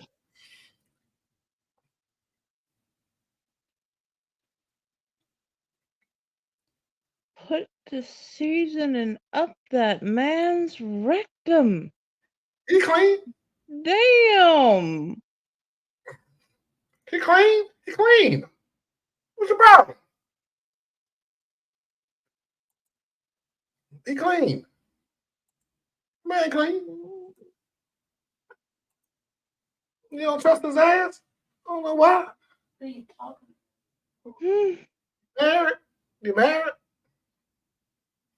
Okay, before we get to the final video, Parker, are you watching? Are you watching? Not are you listening?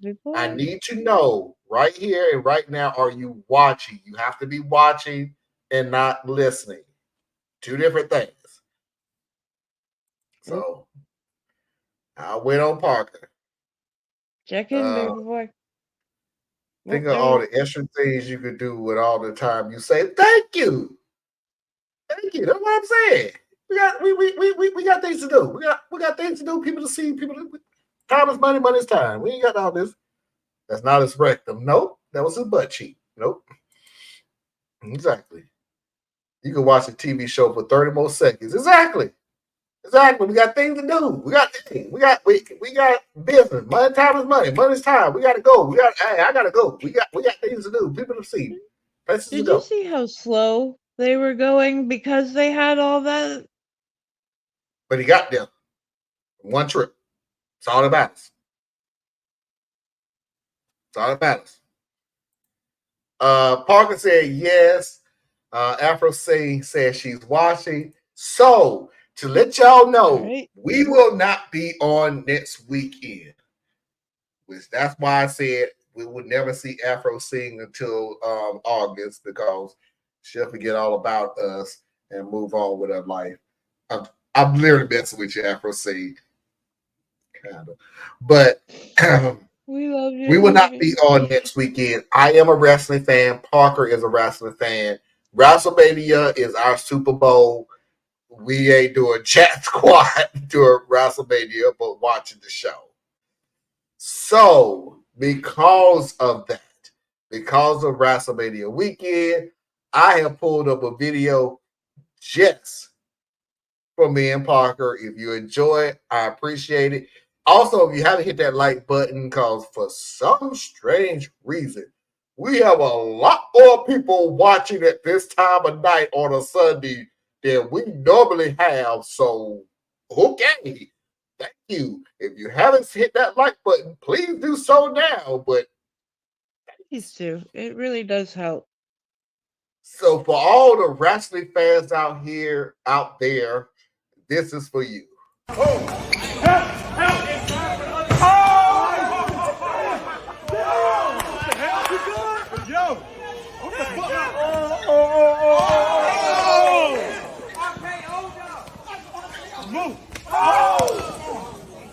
Get up! Get up!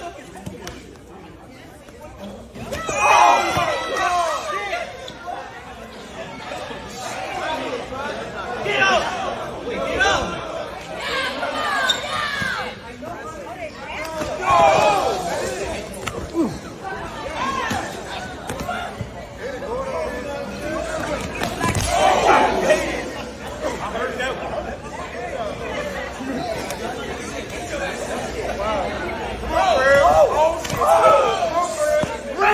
Give me a rope! Hey, not on our team!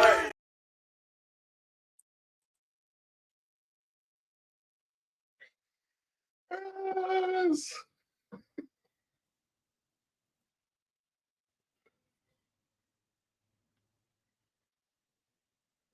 Oh, that was fantastic. That was fantastic. Saturday night is. Oh, I forgot to even tell you that, Anna. WrestleMania is a 2-night event. It wasn't just for the fact that it's on Sunday. WrestleMania, they have broken up into night 1 and night 2. So it starts Saturday and it ends on Sunday. So it's taking over the whole weekend. You just can't get that video out of your head. Okay. All right. I proceed. On the hard work. Yeah. Yeah. That's what makes it more interesting. Yeah. Canadian Destroyer and a Hua Karana. That's impressive. It was. I'm not doing it. You can call it fake all you want to. That Impact ain't. But I'm not doing it.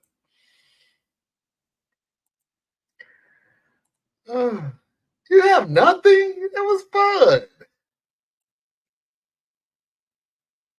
In my super fundamentalist church, we did not speak in tongues, but we were open to the idea of speaking in tongues, and that Sunday morning, I sort of knew I was going to do it because I'm dramatic. And in the middle of the service, I said out loud, Shamala Hamala. And everyone around me was like, oh my God, it's happening. And everyone started saying Shamala Hamala. And I was sort of like, you guys are just copying what I'm saying. But now we're all crying, saying Shamala Hamala. And my pastor said it was the language that angels spoke. And I imagined the scene in heaven where the angels were like, what's up, Jesus? Shamala Hamala.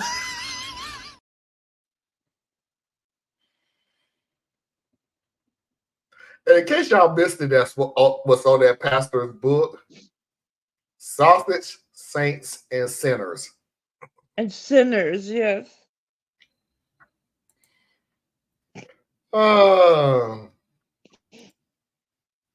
Someone got to have a concussion. I'm sorry. I would agree with you for the fact that I know some of the background on the training of old school wrestling, and yeah, it wasn't literally as far off as what we just saw. Like, believe me when I tell you there were some people who was wrestling in barns training in Barnes, I should say. But so, yeah. Imagine Stephen Curry hitting a Stone Cold Stunner on LeBron James in Game 7 of the Finals. It would never happen in a million years because these are probably two people who don't even know what the hell a Stone Cold Stunner is, nor how to pull it off. Yeah, I saw the book title this time. Yep. Sausage, Saints, and Sinners. New Olympic sport.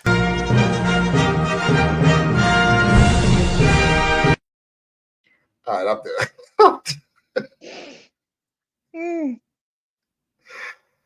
I am done. It's time to call it a night. And I tell everybody where they can find you.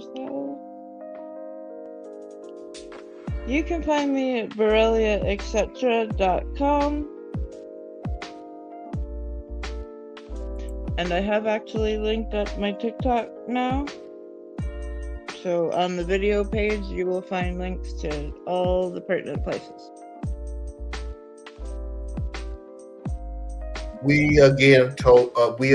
saying that we will not be here next weekend. We will be returning in 2 weeks.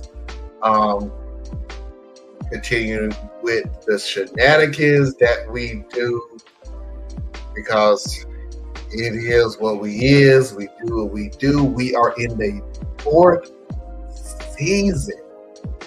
The 4th season of this show. Where did the time go? Woo! If you haven't already, please do not forget to hit that like button. If you're new to the show, please do not forget to hit that subscribe button. This is your kind of content. And until next time, we will see you when we see you. Peace.